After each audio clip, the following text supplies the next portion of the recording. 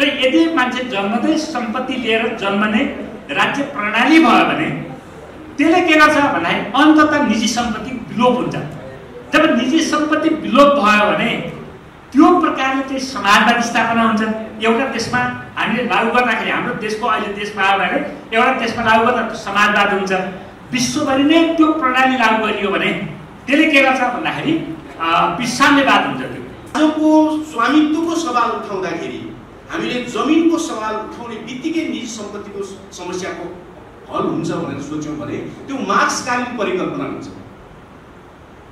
उत्पादनका सम्पूर्ण साधनहरूमा जनताको सर्वारवर्गको स्वामित्वको कुरा गर्ने हो भने त्यो जमिनको कुरा उठाएर मात्रै पुग्दैन, कारखानाको कुरा उठाएर मात्रै पुग्दैन, अब विज्ञान प्रविधिको कुरा उठाउनुपर्छ। किनकि जसले टेक्नोलोजीको कुरा गर्दछ त्यसले संसार हाँक्दछ। किनकि आजको मुख्य उत्पादक शक्ति टेक्नोलोजी हो। समाजवाद, राजतन्त्रात्मक समाजवाद र गणतन्त्रात्मक समाजवाद भन्ने नै हुँदैन। समाजवाद सम्पूर्ण उत्पीडनहरू र वर्गको समेत अन्त्य गर्दै अगाडि बढ्ने संक्रमणकालीन व्यवस्था हुने भएको हुनाले त्यहाँ राजतन्त्रको कल्पना पनि हुँदैन। जसरी अहिले सती प्रथाको कल्पना हुँदैन। सती प्रथात्मक जनवाद, सती प्रथाहीन जनवाद हुँदैन भन्नै पर्दैन। किनकि सती प्रथाको कल्पना पनि गर्दैन कसैले। त्यस्तै गरी वैज्ञानिक समाजवाद वा समाजवाद हो भने चाहिँ त्यो राजतन्त्रात्मक वा गणतन्त्रात्मक समाजवाद भन्ने नै हुँदैन। जनसत्ताको सही अभ्यासले मात्रै यो सत्तालाई प्रतिस्थापन गर्न सक्छ। दलाल पुँजीवादी राज्य सत्तालाई प्रतिस्थापन गर्न सक्छ र सर्वहारा अधिनायकत्वमा एउटा नयाँ लोकतन्त्र निर्माण गर्न सक्छ। सर्वहारा अधिनायकवाद भनेको लोकतन्त्रको हत्या होइन, लोकतन्त्रको नयाँ जीवन हो। छलछान गरेर त्यहाँ त थुप्रै छलकपटहरू छन्। जस्तो थ्रेसहोल्ड राख्ने, अर्को पार्टीलाई समाप्त पार्ने, माधव नेपालजीको पार्टीलाई चाहिँ के छ भने ध्वस्त पार्नको निम्ति त्यहाँ चाहिँ पार्टी फुटाउने प्रावधानहरू चाहिँ सरल बनाइदिने, यता प्रचण्डको पार्टीलाई पनि तोडफोड गर्नको लागि सरल बनाइदिने र अरू पार्टीहरूलाई पनि समाप्त पार्ने, साना साना पार्टीहरू क्षेत्रीय पार्टीहरूलाई प्रवेशै गर्न नदिने। यो प्रकारको चाहिँ के छ भन्दाखेरि त्यहाँ षड्यन्त्रका साथ संविधान संशोधन गर्न खोजियो। तर अहिले के लागिरहेछ भन्दाखेरि संविधान संशोधन गर्ने पार्टीलाई यो बन्चर हो, मुडोमा ताक्दाखेरि आफ्नै घुँडोमा लाग्ने त होइन भन्ने चाहिँ पर्या छ र त्यो अड्किरहेछ। सम्भवतः यो अगाडि जान्छ त्यो निश्चित भएको चाहिँ। भने यो प्रकारको जालले षड्यन्त्र, यो प्रकारको तरिकाले चाहिँ के छ भने देशले विकास प्राप्त गर्न सक्दैन। हाम्रो कुरा के छ भने र यसले गर्छ के भने पश्चगामीहरू अगाडि आउने खतरा चाहिँ के छ भने पैदा हुन्छ। त्यसकारणले यहाँ चाहिँ दुई तिनवटा समस्याहरू पैदा भयो। एउटा, राज्य सत्ता प्राप्त भएपछि त्यसलाई निरन्तर क्रान्तिकरण गर्नुपर्ने, त्यो पनि भएन। अर्को कुरा, यथास्थितिमै राख्दाखेरि यथास्थितिबाट कुनै पनि समाज रहन सक्दैन। नरहने भएपछि त्यो चाहिँ के छ भने अनिवार्य रूपमा त्यो धाराशाही हुनुपर्ने हुन्छ। त्यसो गर्दा यथास्थितिमा पार्टीहरू पनि रहन नसक्ने र पार्टीहरू अगाडि बढ्न खोज्दाखेरि यथास्थितिकै कुरा गर्ने, यो तरिकाले देश अझ बर्बादीमा जान्छ। त्यसकारणले अहिलेको दायित्व, कम्युनिस्ट दायित्व त के हो त भन्दाखेरि अहिले नयाँ संविधान निर्माण गर्ने कुरा हो। नयाँ संविधान निर्माण गर्न जरुरी छ। त्यो नयाँ संविधान कसरी बनाउने त भन्दाखेरि एउटा संविधान फाल्न अर्को लेख्ने गरेर हल हुँदैन। यसमा के हुनु पर्यो भने स्पष्ट प्रकारको राजनीतिक प्रणाली र आर्थिक प्रणाली स्पष्ट हुनु पर्यो। त्यसो गर्दाखेरि हाम्रो पार्टीले अहिले हामीले प्रस्ताव गरेका छौँ, बहसमा सबैले हामी आग्रह गर्छौँ। हाम्रो पार्टीले अगाडि सारेको कुरा के हो भने जस्तो प्रकारको राजनीतिक प्रणाली छ त्यो प्रकारको अर्थ प्रणाली हुनको निम्ति त्यही प्रकारको कानुनी व्यवस्था र संवैधानिक व्यवस्था गर्न जरुरी छ। त्यसो गर्दाखेरि हामीले के भनेको छौँ भन्दाखेरि हामी हाम्रो आग्रह छौँ, हाम्रो डिबेट चाहिँ के गर्न चाहन्छौँ भने जन्मसिद्ध जमिनको अधिकार नागरिकमा हुन जरुरी छ। जन्मसिद्ध जमिनको अधिकार भनेको के हो भन्दाखेरि हरेक व्यक्ति जन्मदिए बित्तिकै त्यसले राज्यमा जमिनमा अधिकार राख्छ। त्यसो भयो भने यसलाई संक्षेपमा पछि हामी कार्यपत्रमा पनि लेखिएको छ, पछि हामी छलफल गरौँला। त्यसो भए पनि के हुन्छ भने जमिनमा अधिकारको तात्पर्य उत्पादनका साधनहरूमा अधिकार भन्ने हो। उत्पादनका सबै उत्पादनका साधनहरू जमिनमाथि टेक्ने हुन्छ। जमिन हुन्छ, जमिनमा पानी, जङ्गल, जडीबुटीहरू, खनिजहरू, त्यसमा चाहिँ घरहरू, रेल लाइन, रकेट जे बनाउँछ हामी, ती सबै चाहिँ के छ भन्दाखेरि त्यसका औजारहरू, उद्योगहरू, कल कारखानाहरू जमिनमाथि हुने हो। जमिनमा अधिकारको तात्पर्य के हो भने सबै उत्पादनका साधनहरूमा जनताको अधिकार सुनिश्चित हुने कुरा हो। र यदि मान्छे जन्मदै सम्पत्ति लिएर जन्मने राज्य प्रणाली भयो भने त्यसले के गर्छ भन्दाखेरि अन्ततः निजी सम्पत्ति विलोप हुन्छ। जब भयो भने त्यो प्रकारले चाहिँ समाजवादी स्थापना हुन्छ। एउटा देशमा हामीले लागू गर्दाखेरि हाम्रो देशको अहिले देशमा आयो भने एउटा देशमा लागू गर्दा समाजवाद हुन्छ। विश्वभरि नै त्यो प्रणाली लागू गरियो भने त्यसले के गर्छ भन्दाखेरि साम्यवाद हुन्छ। त्यो साम्यवादमा प्रवेश गर्छ र अहिले त्यो सम्भावना एकदम बढी छ। किनभने संसार चाहिँ पुरानो अर्डरबाट ओल्ड अर्डर बदलिँदैछ। जस्तो तपाईँ हामीले देखाएको छौँ सबैले अमेरिका, चीन, युरोपियन युनियन, भारत लगायतका ठुला अर्थ प्रणाली भएका देशहरू पुरानो तरिकाले नचल्ने भइसकेपछि अमेरिका त झन् अहिले सबै चाहिँ देशभित्र केन्द्रित गर्ने, नाटो पनि विघटन गर्नेतिर, पुरानो सम्बन्धहरू विघटन गरेर नयाँ सम्बन्धहरू निर्माण गर्ने, नयाँ प्रकारको युद्धमा जाने तरिकाले चाहिँ अमेरिकाले सोच्ने, चीनले त्यो प्रकारले, रुसले त्यो प्रकारले, भारतले त्यो प्रकारले सोच्ने। त्यसो गर्दाखेरि समाज नयाँ विश्व व्यवस्थातिर जाँदैछ। यो बेलामा यदि हामीले नयाँ तरिकाले सोचेनौँ र पुरानै तरिकाले सोच्ने स्थिति भयो भने यो देश फेरि नयाँ तरिकाले पिनिने खतरा चाहिँ के छैन पैदा हुन सक्छ। त्यस कारणले हामी सबै पार्टीहरू जो समाजवादको कुरा गरेका छौँ अहिले संसदभित्र भए पनि संसदभन्दा बाहिर सडकमा भएका पार्टीहरू हामीले नयाँ तरिकाले गरौँ, सोचौँ भन्ने हाम्रो आग्रह हो। त्यसो गर्दाखेरि र हाम्रो अभियान हो यो। त्यसो गर्दाखेरि मार्क्सले भनेको कुरा के आउँछ भने जब सर्वहारा वर्गका प्रतिनिधिहरूले राज्य सत्ता प्राप्त गर्छन्, डेमोक्रेसी प्राप्त गरिसकेपछि डेमोक्रेसीको पहिलो काम के हो त भन्दाखेरि सब्सिस्टेन्स अफ प्रोलेटेरिएट, वर्किङ क्लासका सब्सिस्टेन्सहरू पुरा गर्न चाहिँ के छ त्यसको कर्तव्य हो। त्यो काम चाहिँ के छ भने यता संसदमा भएका साथीहरूले गर्नुपर्छ र यता हामीले तालमेल मिलाएर सङ्घर्ष गर्न जरुरी छ। र यो तपाईँको चाहिँ दलाल पुँजीवादका विरुद्ध अहिले हामी सबैको कमन एनमी, साझा दुश्मन भनेको दलाल पुँजीवाद हो। दलाल पुँजीवादको अन्त्य गर्न जरुरी छ। एकाधिकार वित्तीय पुँजीवादको अन्त्य गर्न जरुरी छ र वित्तीय अधिकारीहरू जसले चाहिँ राज्य सत्ता कब्जा गरेको छ, जसले पार्टीलाई बन्धक बनाएको छ, पार्टीका नेताहरूलाई बन्धक बनाएको छ, त्यसका विरुद्ध सङ्घर्ष गरेर अहिले समाजवादी गणतन्त्र हुन त यो बारेमा पनि बहसै छ, हाम्रै बिचमा पनि बहस छ। समाजवादी गणतन्त्र अहिले स्थापित गर्न जरुरी छ। त्यसले समाजवादमा हामीलाई वैज्ञानिक समाजवादमा लैजान्छ। त्यो एउटा ट्रान्जिसनल टाइपको चाहिँ के छ भने सत्ता पनि हुनेछ र यो प्रकारले जानु जरुरी छ भन्ने अहिले हाम्रो दायित्वभित्र यो पर्छ। र त्यसमा हामी सबै पार्टीका नेताहरू, सबै पार्टीहरू जो समाजवाद भन्ने पार्टीहरू एउटा चाहिँ बुझाइ, एउटा प्रकारको चाहिँ तालमेल, एउटा प्रकारको सङ्घर्ष र साझा दुश्मन दलाल पुँजीवादका विरुद्धको सङ्घर्षमा अगाडि बढौँ। देशमा समाजवादी वैज्ञानिक समाजवादी क्रान्ति सम्पन्न गरौँ र समाजवादी गणतन्त्रमा चाहिँ अगाडि बढौँ भन्ने कुरा यो कार्यपत्रमा चाहिँ प्रस्तुत गरिएको छ। यति भन्दै संक्षेपमा वैज्ञानिक समाजवादको आवश्यकता र पहुँच दायित्व यो कार्यपत्रको शीर्षक छ र यो कार्यपत्रमा केही प्रश्नहरू उठाउने ठाउँहरू छ। एउटा त यसले राजतन्त्र कतै प्रगतिशील हुन्छ कतै प्रगतिशील हुँदैन भन्ने प्रश्न उठाएको छ। यो कार्यपत्रमा जापानको इत्यादिको राजतन्त्र प्रगतिशील राजतन्त्र हुने भन्ने अवधारणा यसले उठाएको छ। यो मलाई कम्युनिस्ट आन्दोलनमा मार्क्सवादको आँगनमा मलाई बिल्कुल नौलो लाग्यो।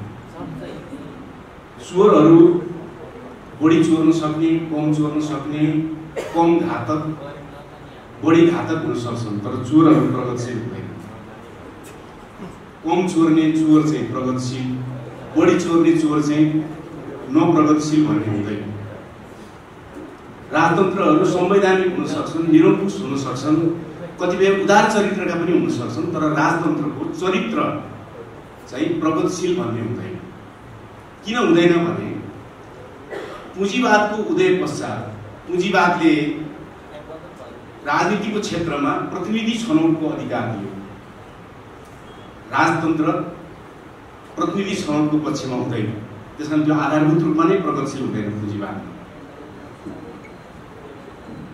राजतन्त्रले निश्चित व्यक्ति वंशहरूलाई विशेष अधिकारको माग गर्दछ, त्यसमाथि प्रश्न उठाउने अधिकार दिँदैन। पुँजीवादले सबै विषयमा प्रश्न उठाउन अधिकार दिन्छ, त्यसकारण त्यो आधारभूत रूपमा नै राजतन्त्र प्रगतिशील हुन सक्छ। त्यसकारणले कुनै राजतन्त्र प्रगतिशील हुने, कुनै राजतन्त्र चाहिँ नप्रगतिशील हुने भन्ने अवधारणा जो यहाँ आइपुगेको छ, यसमाथि पुनर्विचार जरुरी छ। एउटा।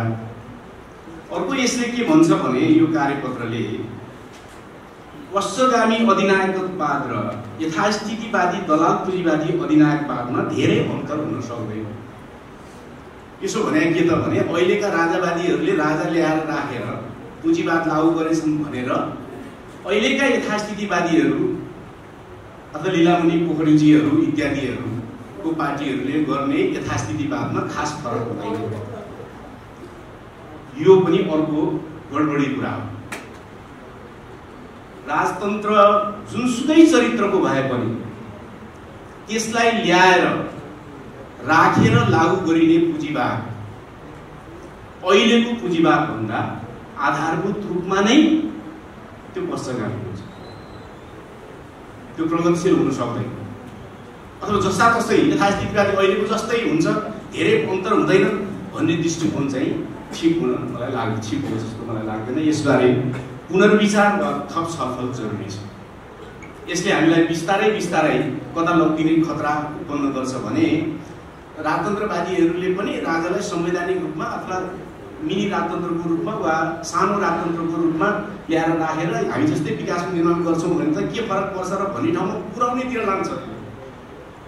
जुन कुरा चाहिँ त्यतातिर गयो भने घातक परिणाम आउने खतरा छ। यो विश्लेषणले त्यता लान्छ। अर्को यसको एउटा नयाँ जसरी 2031 सालमा चौथो महाधिवेशनमा एउटा कार्यक्रम पास भएको थियो। न्यूनतम कार्यक्रम चाहिँ नयाँ जनवाद, त्योभन्दा अगाडिको कार्यक्रम चाहिँ देशभक्त तथा जनतान्त्रिक शक्तिहरूको सरकार भन्ने एउटा पास भएको थियो। त्यसले ठुलो विवाद ल्यायो, त्यो पार्टीमा फुट ल्यायो र पछि मोहन विक्रमले पनि त्यसलाई फिर्ता लिए, निर्मला उहाँहरूले त्योभन्दा अगाडि नै फिर्ता लिए। त्यसमा अधिकतम समाजवाद हो, न्यूनतम नयाँ जनवाद मात्रै हो भन्ने नै भयो। अहिले यो कार्यपत्रको एउटा सार के छ त भने समाजवादी गणतन्त्र हुँदै वैज्ञानिक समाजवादमा जानुपर्छ भन्ने यो कार्यपत्रको सार हो। र समाजवादी गणतन्त्रको चाहिँ विशेषताहरू के हुन्छन् भनेर यसले 4-5 वटा आर्थिक राजनीतिक कार्यक्रम पनि भइसकेको छ। यसको मतलब हो कि वैज्ञानिक समाजवादभन्दा अगाडि एउटा छुट्टै एउटा व्यवस्थाको चरण आउने भयो। त्यो चरणलाई हामीले समाजवादी गणतन्त्रको चरण भन्ने भयो। यो चाहिँ एउटा बिल्कुल नयाँ बहसको विषय आयो। पहिलो कुरा त समाजवाद राजतन्त्रात्मक समाजवाद र गणतन्त्रात्मक समाजवाद भन्ने नै हुँदैन। समाजवाद सम्पूर्ण उत्पीडनहरू र वर्गको समेत अन्त्य गर्दै अगाडि बढ्ने सङ्क्रमणकालीन व्यवस्था हुने भएको हुनाले त्यहाँ राजतन्त्रको कल्पना पनि हुँदैन। जसरी अहिले सती प्रथाको कल्पना हुँदैन। सती प्रथात्मक जनवाद, सती प्रथाहीन जनवाद हुँदैन भन्दै पर्दैन, किनकि सती प्रथाको कल्पना पनि गर्दैन कसैले। त्यस्तै गरी वैज्ञानिक समाजवाद वा समाजवाद हो भने चाहिँ त्यो राजतन्त्रात्मक वा गणतन्त्रात्मक समाजवाद भन्ने नै हुँदैन। यदि समाजवाद पनि गणतन्त्रात्मक र गणतन्त्रात्मक समाजवाद भनेर भन्न थाल्ने वा समाजवादी गणतन्त्र भन्न थाल्ने हो भने त समाजवादी राजतन्त्र पनि हुने भयो। त्यस्तो हुन्छ र? त्यस्तो हुँदैन। मार्क्सवादमा नयाँ नयाँ आविष्कारहरू हुन सक्छन्, तर हामीले अहिलेको जनवाद भन्दा अथवा अहिलेको बुर्जुवा गणतन्त्र भन्दा राम्रो केही भनिदिउँ न भन्नका निम्ति समाजवादी गणतन्त्र भन्नु हुँदैन। त्यो मार्क्सवादको कुनै शास्त्रीय ढङ्गले बिल्कुल गलत कुरा हुन्छ, गलत ठाउँमा पुग्छौँ हामी। त्यो समाजवादी गणतन्त्र भन्ने त्यस्तो कुनै चिज हुँदैन। समाजवाद हुन्छ नि। समाजवादमा पनि राजतन्त्र र गणतन्त्र भन्ने बहस हुन्छ र? बहसै हुँदैन।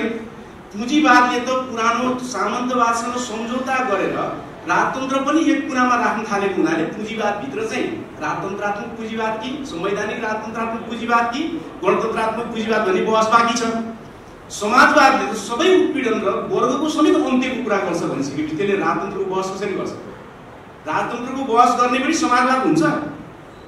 त्यसकारण समाजवादी गणतन्त्र भन्ने जो फेनोमेना अथवा एउटा अवधारणा मात्रै होइन कि त्यसलाई व्यवस्थाकै एउटा स्टेज, वैज्ञानिक समाजवादमा पुग्नुभन्दा अगाडिको स्टेज भनेर जो निर्माण गर्न खोजिएको छ, यसले हामीलाई फेरि मोहन विक्रमलाई 31 सालमा जहाँ पुर्याएको थियो हामीलाई त्यतैतिर डुब्लिने खतरा चाहिँ बढेर जान्छ भन्ने कुरा लाग्छ। यो बारेमा मित्रहरूले, तपाईँहरूको पार्टीभित्र वा तपाईँको बौद्धिक फाँटमा राम्रोसँग छलफल फेरि एकचोटि होस् भन्ने म कामना गर्न चाहन्छु। र यसले राष्ट्रिय स्वाधीन सरकारको कुरा उठाउँछ र राष्ट्रिय स्वाधीन सरकार कोसँग मिलेर बन्छ भन्ने कुरा उठाउँदैन।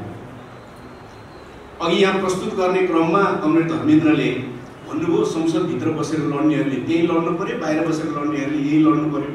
उहाँले यसो भनेपछि मैले यो कार्यपत्र अलिअलि बुझ्न थालेँ। के बुझ्न थालेँ त भने राष्ट्रिय स्वाधीन सरकार भने चाहिँ अहिलेको संसदमा बस्ने मान्छेहरू सहित बसेर बनाउने रहेछ भन्ने मैले बुझ्न थालेँ। अब अहिले संसदमा बस्ने पार्टीहरू सहित बसेर बनाउने हो भने त्यो राष्ट्रिय स्वाधीन सरकार कसरी हुन्छ? कोसँग बसेर बनाउने हो? अब देउबासँग पनि बसेर बनाउन मिल्ने कम्युनिस्ट पार्टीहरू त छन् नेपालमा। अब यो कार्यपत्र प्रस्तुतले त्यो कल्पना गर्न सक्दैन। त्यो पार्टीले त कल्पना गरेको मलाई थाहा छैन। अब यो पार्टीले अरू दुईटा पार्टीलाई बोलायो यहाँ संसदमा चाहिँ चलखेल गर्ने, एमसीसी को सारथी बनेका पार्टीहरूलाई यो पार्टीले यहाँ बोलाएको छ भने चाहिँ म के कल्पना गर्छु भने माओवादी केन्द्र र माधव नेपालजीको समाजवादी सम्म चाहिँ मिलेर राष्ट्रिय स्वाधीन सरकार बन्न सक्छ। किनकि यहाँ आमन्त्रित गरेर बोलाइएको छ, उहाँहरूसँग समाजवादकै बहस गरिएको छ र संसदभित्र बस्नेहरू त्यहाँ बसेर लड्नु पर्यो, यहाँ बस्नेहरू यहाँ बसेर लड्नु पर्यो भनेर उहाँले अघि भनेको हुनाले उहाँहरू सहित राष्ट्रिय स्वाधीन सरकार बन्न सक्ने भयो। अब उहाँहरू सहित बन्न सक्ने हो भने केपी ओली सहित बन्न सक्नुपर्ने हुन्छ। किनकि केपी ओलीजी त उस्तै त हो, बोली वचन मात्रै अलिक शुद्र हो, नीति त उही नै हो। भनेपछि अब उहाँको पछि लाग्दै जानुभएको अर्को एउटा पार्टी पनि छ नेकपा नामको, होइन? उहाँ त संसदमा नगइसक्यो भने उहाँ बस्न सक्ने कुरा भएन। भनेपछि माके समाजवादी र नेकपा एमाले सहितको राष्ट्रिय स्वाधीन सरकार बन्ने हुन्छ यो कार्यपत्र अनुसार। होइन भने यो कार्यपत्रले किटान गर्नु पर्थ्यो, अहिले भएका संसदवादी बाहेकको राष्ट्रिय संयुक्त सरकार भनेर किटान गर्नु पर्थ्यो। त्यो किटान यसले गर्दैन। नगरिसकेपछि उनीहरू सहितको राष्ट्रिय स्वाधीन सरकार कसरी हुन्छ? उनीहरू नवउदारवादलाई अर्थतन्त्रको मूल मोडेल मान्छन्।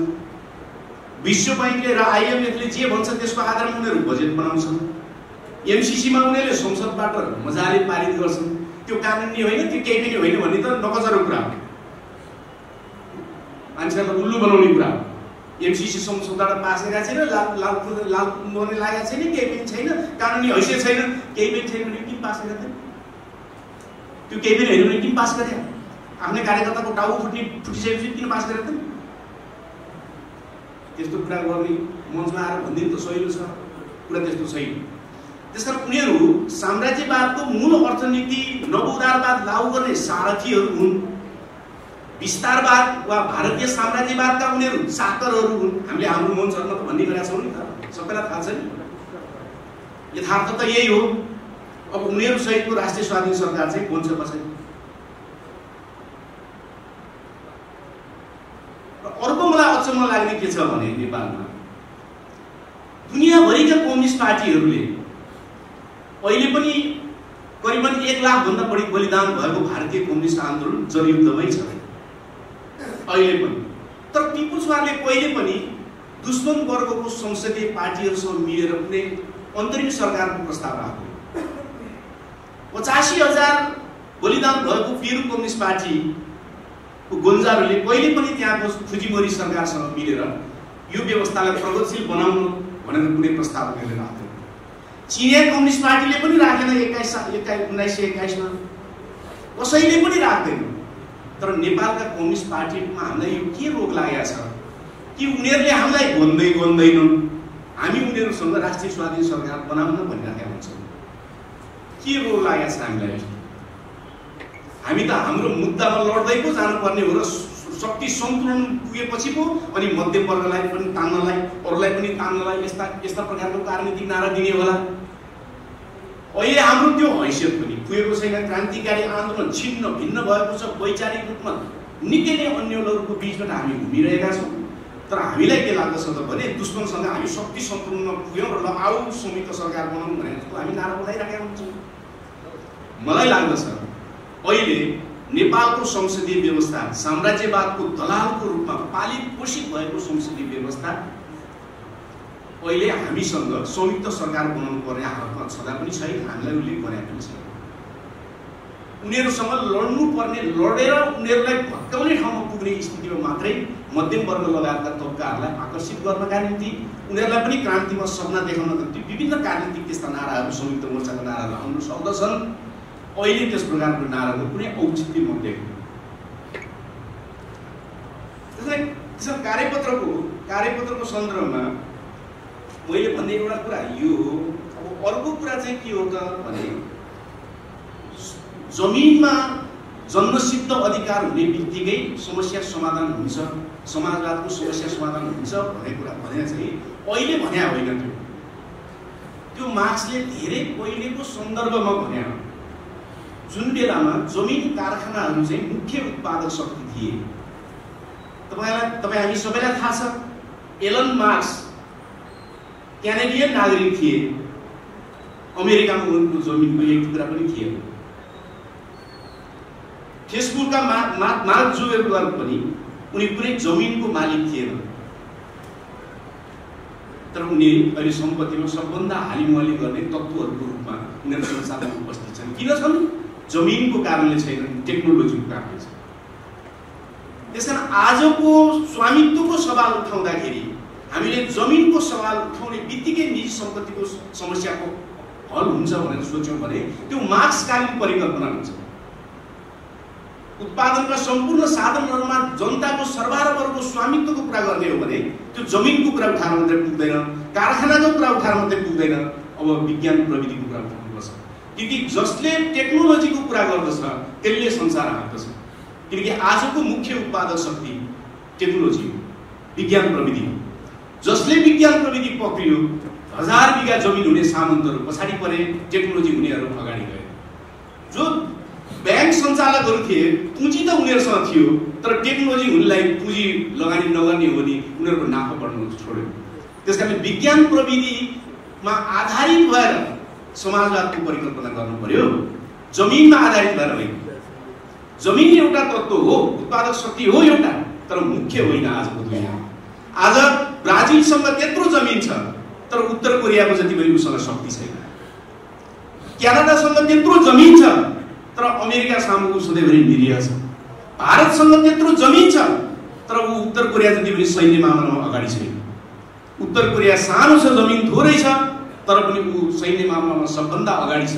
अमेरिका सर पुग्न लागिसक्यो, किनकि ऊ सैन्य मामलामा विज्ञान प्रविधि लिएर अगाडि बढेको छ। त्यसैले जमिन जनसङ्ख्या पनि उत्पादक शक्ति त हो, तर मुख्य होइन। मुख्य आज विज्ञान प्रविधि हो। त्यसकारण हामीले राष्ट्रिय स्वाधीन सरकारको कार्यक्रम सोचौँ वा वैज्ञानिक समाजवादको कार्यक्रम सोचौँ, हामीले विज्ञान प्रविधिमा आधारित भएर सोच्न थाल्यौँ भने मात्रै हामी समाधान दिन सक्छौँ। त्योभन्दा अगाडिबाट हामी सक्दैनौँ। अब मैले कार्यपत्रको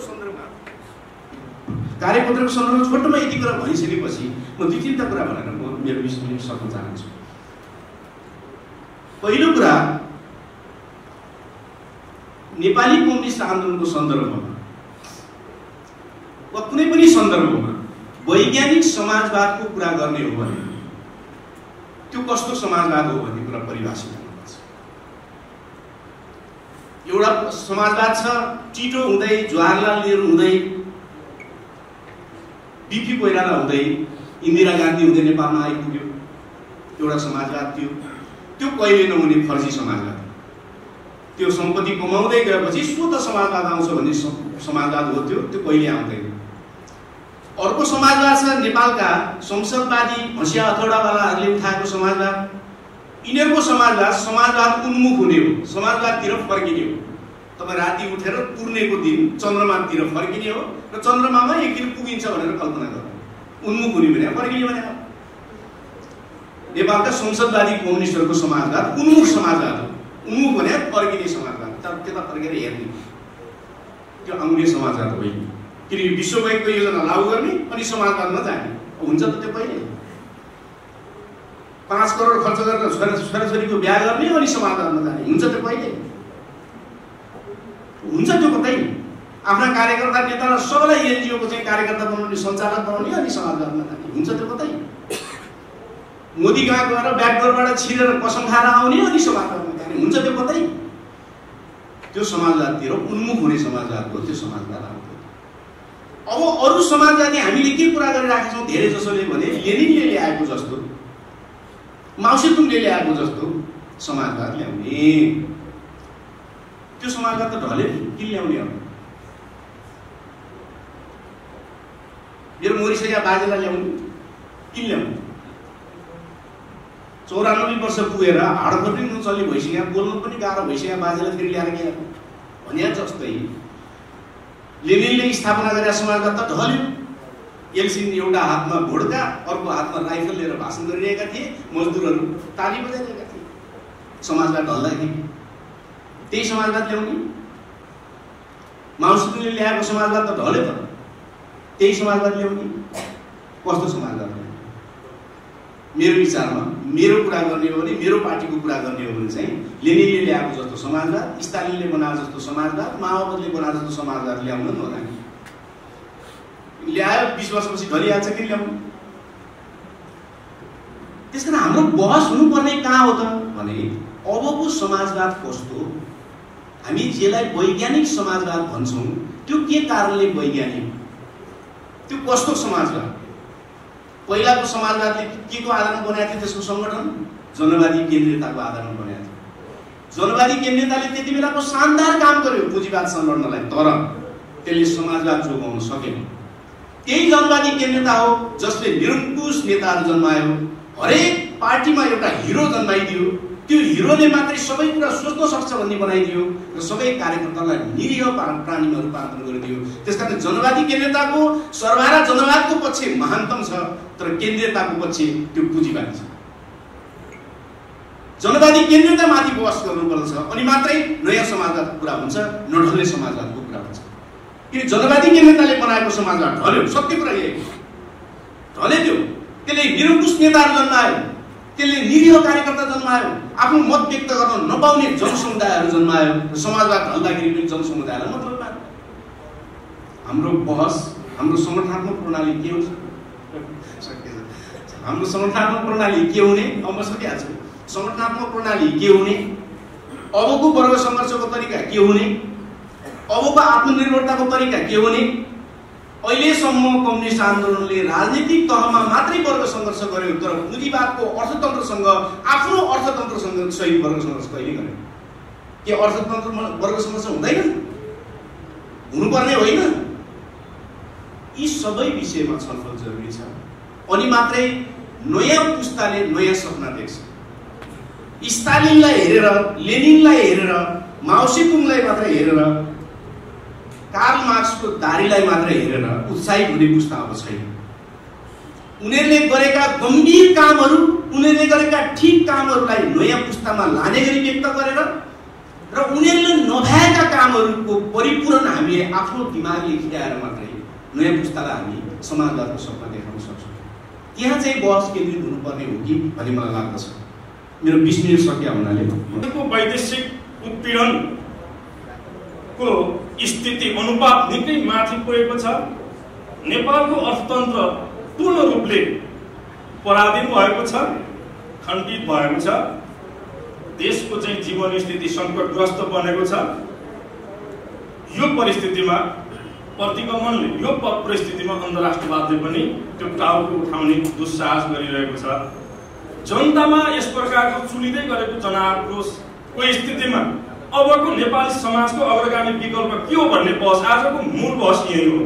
सम्भवतः नेकपा बहुमतले यो गोष्ठीको आयोजना गरेर यो बहसलाई अगाडि बढाउन खोजेको छ। बहसहरू जरुरी हुन्छन् जब पुरानो स्थिति, पुरानो आधार र संरचनाले एउटा नवीन प्रकारको स्थितिको माग गरिरहेको हुन्छ। त्यहाँबाट अगाडि बढ्नका निम्ति बहसहरू आवश्यक हुन्छन् र यी बहसहरू अझै चाहिँ तीव्र बनाउन जरुरी छ भन्ने हामी ठान्छौँ। हामीले वैज्ञानिक समाजवादको आवश्यकताको प्रश्नमाथि डिबेट गर्दैछौँ। त्यसो हुँदा मूल रूपमा वैज्ञानिक समाजवाद भनेको के हो भन्ने कुरा बुझ्नु जरुरी हुन्छ। त्यसको विशेषताबाटै हामी जान्नुपर्छ। वैज्ञानिक समाजवाद, सामाजिक रूपमा वैज्ञानिक समाजवाद भनेको यो प्रकारको शोषण र उत्पीडनको अन्त्य गरी, वर्गीय शोषण र उत्पीडनको अन्त्य गरी वर्गविहीन र शोषण रहित एउटा समाज निर्माण गर्ने त्यसको चाहिँ मुख्य कार्यभार हो। तर आजको नेपालको सन्दर्भमा हेर्दा आजको नेपालको राज्य कुन वर्गले हाँकिरहेको छ हामीले त्यहाँ बुझ्न जरुरी छ। आजको नेपालको राजनीतिक सत्ता त्यसको आधारबाट हामीले हेर्दा एकातिर हामी साम्राज्यवाद देख्छौँ, अर्कोतिर दलाल पुँजीवाद र घरेलु प्रतिक्रियावाद र सामन्तवादका अवशेषहरू यहाँ छरिएका छन्। नेपालको क्रान्तिले त्यस्तो एउटा नवीन हतियारको विकास गर्नुपर्छ कि यो साम्राज्यवादसँग दलाल पुँजीवादसँग र सामन्तवादसँग जुझ्ने एउटा त्यस्तो अचूक अस्त्रको विकास गर्नुपर्छ। त्यो हाम्रो सानो चुनौती छ। यद्यपि आज साम्राज्यवादको स्थिति कहाँ छ?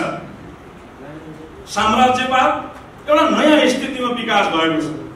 आज उत्पादनको जमिन केवल भूमि होइन, उत्पादनको जमिन केवल श्रम होइन, उत्पादनको जमिन डाटा हो। डाटा पनि उत्पादनको जमिनको रूपमा उपस्थित भएको छ। त्यो प्रकारले हेर्दा साम्राज्यवादले चाहिँ यो लेनिनको चरणबाट विकास गरेको छ। एक प्रकारको डाटा साम्राज्यवादको स्थिति हामी देख्छौँ अहिले। यो स्थितिसँग जुझ्ने त्यो नयाँ वैचारिक हतियार के हो? कम्युनिस्ट आन्दोलनले त्यहाँ डिबेट गर्नुपर्छ। त्यो डिबेटको जरुरी छ। कसरी जुझ्न सक्छौँ आजको यो प्रकारको नवीनतम चरित्रसँग? आज चाहिँ विश्वको नयाँ बाँडफाँडको प्रक्रिया सुरु भएको छ।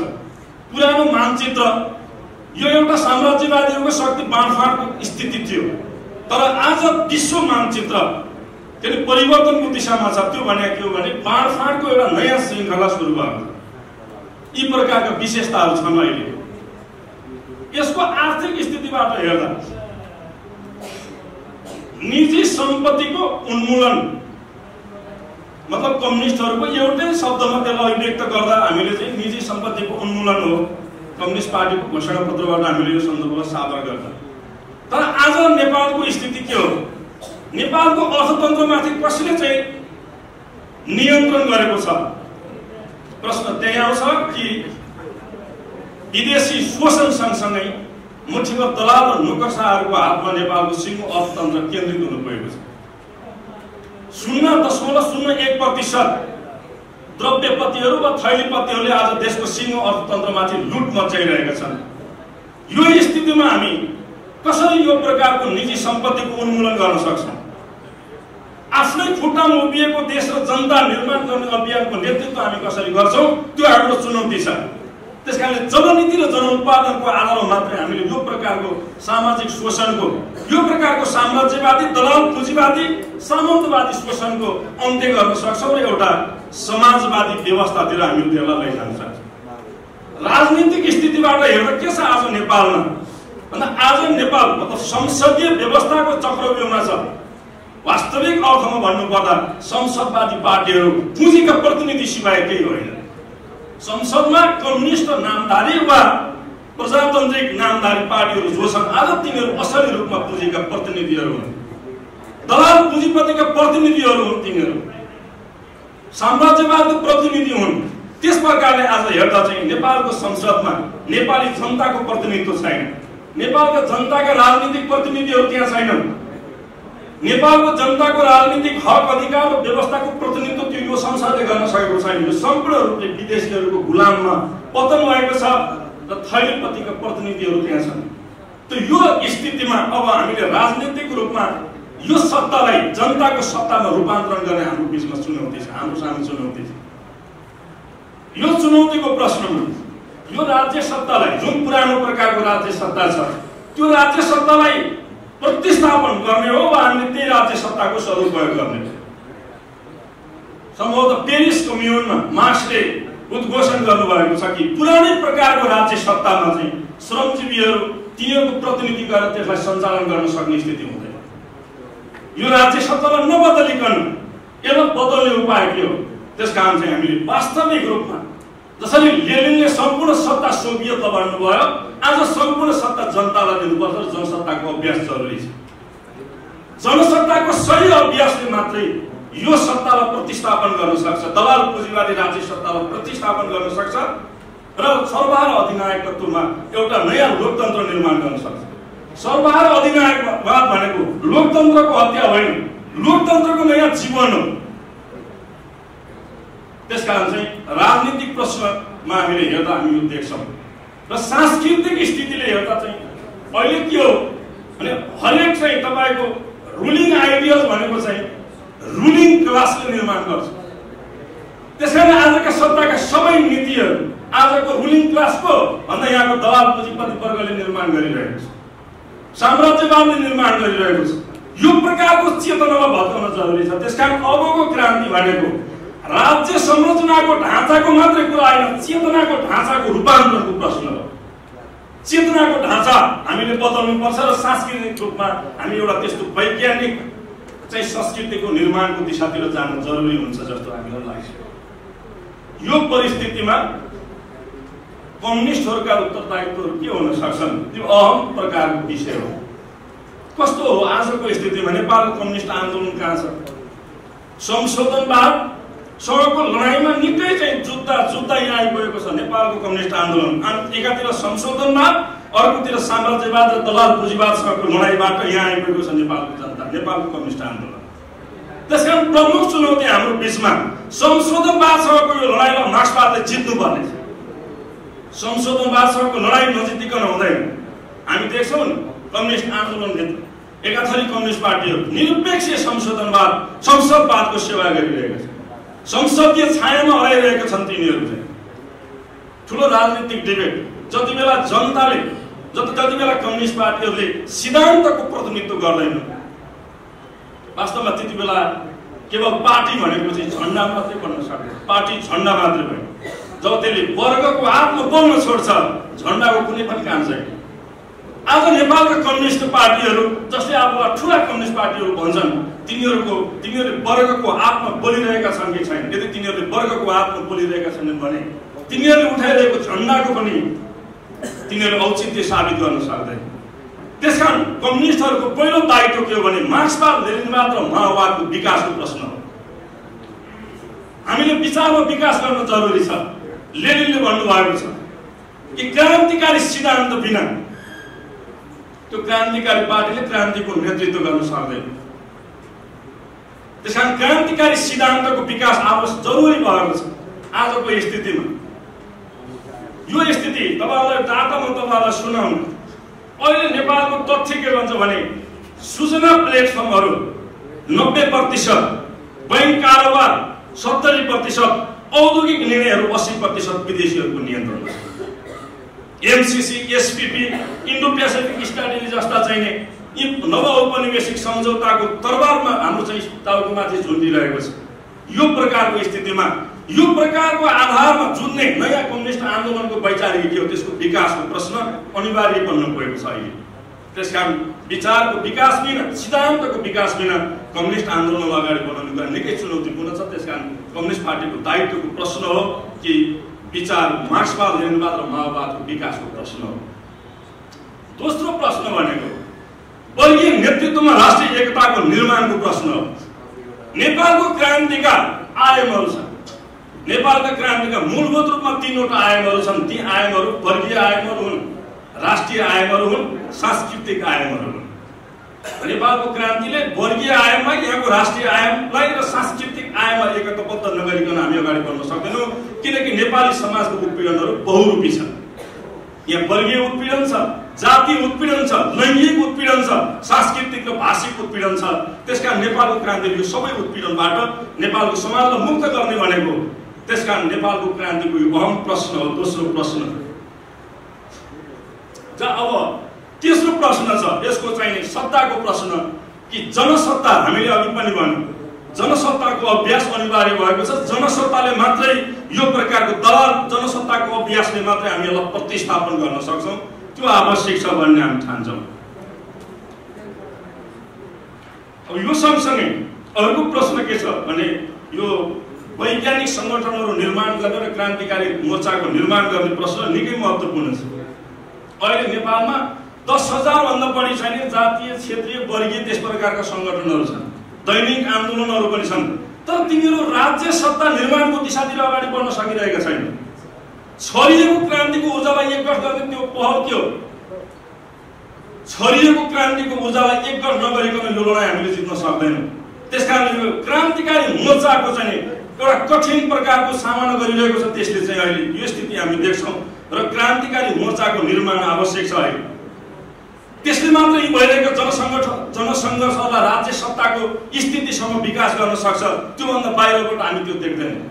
अर्को के देखिन्छ भने क्रान्तिकारी कम्युनिस्ट पार्टीको पुनर्गठनको प्रश्न छ, किनकि पार्टी छैन भने सत्ता छैन र अहिले साँचो अर्थमा कम्युनिस्ट पार्टीहरू फुटमा छन्, संसदीय मोहमा फसेका छन्, पुँजीपतिहरूको प्रतिनिधि बन्न पुगेका छन्। त्यसकारणले कम्युनिस्ट पार्टीहरूको पुनर्गठनको प्रश्न नेपाली कम्युनिस्टहरूको अर्को दायित्व हो। सँगसँगै हामीले अन्तर्राष्ट्रिय मोर्चाको निर्माण गर्न जरुरी छ, किनकि साम्राज्यवादी विरुद्धको मोर्चा चाहिँ हामीले निर्माण गर्नुपर्छ। त्यसको एउटा बलियो मोर्चा निर्माण नगरिकन हुँदैन, किनकि साम्राज्यवाद यसको चरित्र बहुआयामी छ। यो अन्तर्राष्ट्रिय प्रकारको लडाइँ हो, अन्तर्राष्ट्रिय प्रकारको सङ्घर्ष र त्यो आवश्यक छ। हामी त्यो देख्छौँ। यस प्रकारले हेर्दा चाहिँ सत्ता विरुद्ध दृष्टिकोणको अभावबाट गुज्रिरहेको, सङ्घर्षको एकता र समन्वयको अभावबाट गुज्रिरहेको, नेतृत्व र वैचारिक स्पष्टताको अभावबाट गुज्रिरहेको नेपालको कम्युनिस्ट आन्दोलनलाई एउटा नयाँ पहस र नयाँ पहलले मात्रै जोड्न सक्छ र त्यो अभियानमा सम्भवतः आजको वैज्ञानिक समाजवादको आवश्यकता र कम्युनिस्टहरूको दायित्वको पहस एउटा ऐतिहासिक पहल बन्न सक्छ। त्यो पहल बनोस् भन्ने शुभकामना हाम्रो पार्टीबाट, त्यो शुभेच्छा पनि प्रकट गर्दै हामी हाम्रो भनाइहरू यहाँ अन्त्य गर्न चाहन्छौँ। लेनिनले भने जस्तै लेनिनको युगमा पनि राजनीतिक शब्दहरूको दुरुपयोग भएको रहेछ। त्यहाँ हार्टबोर्डले के भनेका रहेछन् भने हामी सबै समाजवादी हौँ। त्यस्तै पोपले तेरोहरूले पनि आफूलाई समाजवादीको दाबी गरे। र आज हाम्रो मुलुकमा मात्र होइन, संसारभरि सबैले आफूलाई समाजवादी र समाजवादीको क्रान्तिको पक्षधरको रूपमा दावा गरिरहेका छन्। तर हामीले यो समाजवादको कुरा गर्दै गर्दाखेरि, समाजवादीहरूको कुरा गर्दै गर्दाखेरि संसारभरि र हाम्रो मुलुकमा पनि बहुरूपी समाजवादीहरू छन् र बहुरूपी समाजवादको चर्चा चलिरहेको छ। तर यो चर्चाको विषय मात्र होइन, समाजवादले इतिहासमा आफ्नो वर्चस्व कायम गर्यो। इतिहासमा यसले आफ्नो बलशाली इतिहास साबित गर्यो र यो फेरि नयाँ जवानी लिएर नयाँ सिराबाट यो उदाउँदैछ, एउटा नयाँ सूर्यको रूपमा भन्ने कुरा पनि हामीले यहाँ बुझ्न आवश्यक छ। तर आज हाम्रो मुलुकमा तपाईँले हेर्नुभयो भने नवऔपनिवेशिक पुँजीवादी दलाल संसदीय व्यवस्थाभित्रबाट समाजवादको भ्रमहरू सिर्जना गर्ने र जनतालाई लुट्ने, देशलाई लुट्नेहरूबाट हामी सचेत नभइकन यो वैज्ञानिक समाजवादको यो आवश्यकतालाई हामीले पुरा गर्न सक्दैनौँ र कम्युनिस्टहरूको दायित्वलाई हामीले पुरा गर्न सक्दैनौँ। र आज विडम्बना के भइरहेको छ भने जति बेला समाजवादको लागि, जनवादको लागि माओवादी लड्दै हुनुहुन्थ्यो, त्यति बेला जापानी साम्राज्यवादीहरूले एउटा रणनीति बनाएका रहेछन्। चिनियाहरूलाई यदि सिद्ध्याउने हो भने चिनियाहरूलाई नै प्रयोग गर्नुपर्छ भने जस्तै आज नेपालमा कम्युनिस्टहरू सिद्ध्याउनको लागि विभिन्न बहुरूपी खालका कम्युनिस्टहरू सिर्जना गरिएको छ, समाजवादीहरू सिर्जना गरिएको छ र बहुरूपी समाजवादको चर्चा परिचर्चा भइरहेको छ। यो अवस्थामा नेकपा बहुमतले जुन एउटा विषयमा एउटा बहस, यो बहस मात्र होइन, यो सङ्घर्ष हो, यो आन्दोलन हो, यो क्रान्ति पनि यस्तो आयोजना गरेको छ। म हाम्रो पार्टीको तर्फबाट हार्दिक आभार सहित धन्यवाद व्यक्त गर्न चाहन्छु। तर आज हामीले लड्नुपर्ने कोसँग हो? हामीले लड्नुपर्ने कोसँग हो भने विश्व साम्राज्यवादसँग हो, नेपालको नवौपनिवेशी पुँजीवादी दलाल संसदीय व्यवस्थासँग। र आज हामी राजनीतिक रूपमा हेर्दाखेरि पुनरुत्थानवादीहरू, यथास्थितिवादीहरू र संशोधनवादीहरू र नवप्रतिक्रियावादीहरू आज हावी भइराखेका छन्। क्रान्तिकारीले आफ्नो नयाँ ताकत निर्माण गर्न आवश्यक छ। यहाँ पुनर्गठनका बहसहरू हुन्छन्, यो पुनर्गठन पुनर्संरचना भन्ने कुराले हामी अगाडि जान सक्दैनौँ। हामीले त नयाँ निर्माण गर्न आवश्यक छ, नयाँ सिर्जना गर्न आवश्यक छ र हामी त्यो दिशामा अगाडि बढ्नु नै कम्युनिस्टहरूको दायित्व हुन जान्छ। र हामीले कम्युनिस्टहरूको अर्को दायित्व के हो त भन्दाखेरि कम्युनिस्टहरूले अगाडिको समाज विज्ञान सामाजिक क्रान्तिको विज्ञान त्यो विज्ञानलाई हामीले सही ढङ्गले प्रयोग गर्यौँ भने वैज्ञानिक समाजवादको अपरिहार्य आवश्यकतालाई हामीले प्राप्त गर्न सक्छौँ, हामी चुक्न सक्छौँ। नत्र यो चाहिँ बहसबाट बहसमा हुन्छ र यो छलफलबाट छलफलमा गएर यो पुनरावृत्तिको इतिहास फेरि हामीले बेहोर्नु पर्ने र त्यो यस्तो दिगानमा गएर सीमित हुन पुग्छ भन्ने हामीलाई लाग्छ। कम्युनिस्टहरूले त्यो विज्ञानलाई सही ढङ्गले प्रयोग गर्न आवश्यक छ र कम्युनिस्टहरू नेपालमा हामीले हेर्दाखेरि को सही कम्युनिस्ट हुन्, को नक्कली कम्युनिस्ट हुन्, यो जनताको बिचमा गएर हामीले छुट्याउन आवश्यक छ। नेपालमा कम्युनिस्ट पार्टी स्थापनाको यो करिब यो 8 दशक पुग्दैछ। 8 दशकमा आउँदाखेरि कम्युनिस्ट क्रान्ति किन भएन भन्दाखेरि नेपालका कम्युनिस्टहरू भन्ने गर्छन् साम्राज्यवादलाई दोष दिन्छन्, तर भन्दाखेरि हामी मार्क्सवादी हौँ, कुनै पनि वस्तुको विकास र विनाशमा आन्तरिक चिज प्रदान हुन्छ भनेर भन्छौँ, तर आफ्ना कमी कमजोरीहरू हामी सच्याउन सक्दैनौँ। त्यसैले हामीले के भनेका छौँ भने हामी कम्युनिस्ट रहेनछौँ। त्यसकारण हामी नक्कली कम्युनिस्टको सदस्यता पनि हामी खारेज गरेर प्रगतिशील बन्ने, क्रान्तिकारी बन्ने र कम्युनिस्ट बन्ने र बनाउने आन्दोलन र अभियानको सुरुवात हामीले गरौँ भनेर भनेका छौँ। त्यसकारण यो सन्दर्भमा जे बहस भइराखेको छ यो बहस सफल मात्र होइन, सफल भएर होइन सार्थक हुनुपर्छ। यो बहसले एउटा सार्थक निष्कर्ष ल्याओस् भन्ने म चाहन्छु। हाम्रो पार्टीको धारणा पनि यही छ।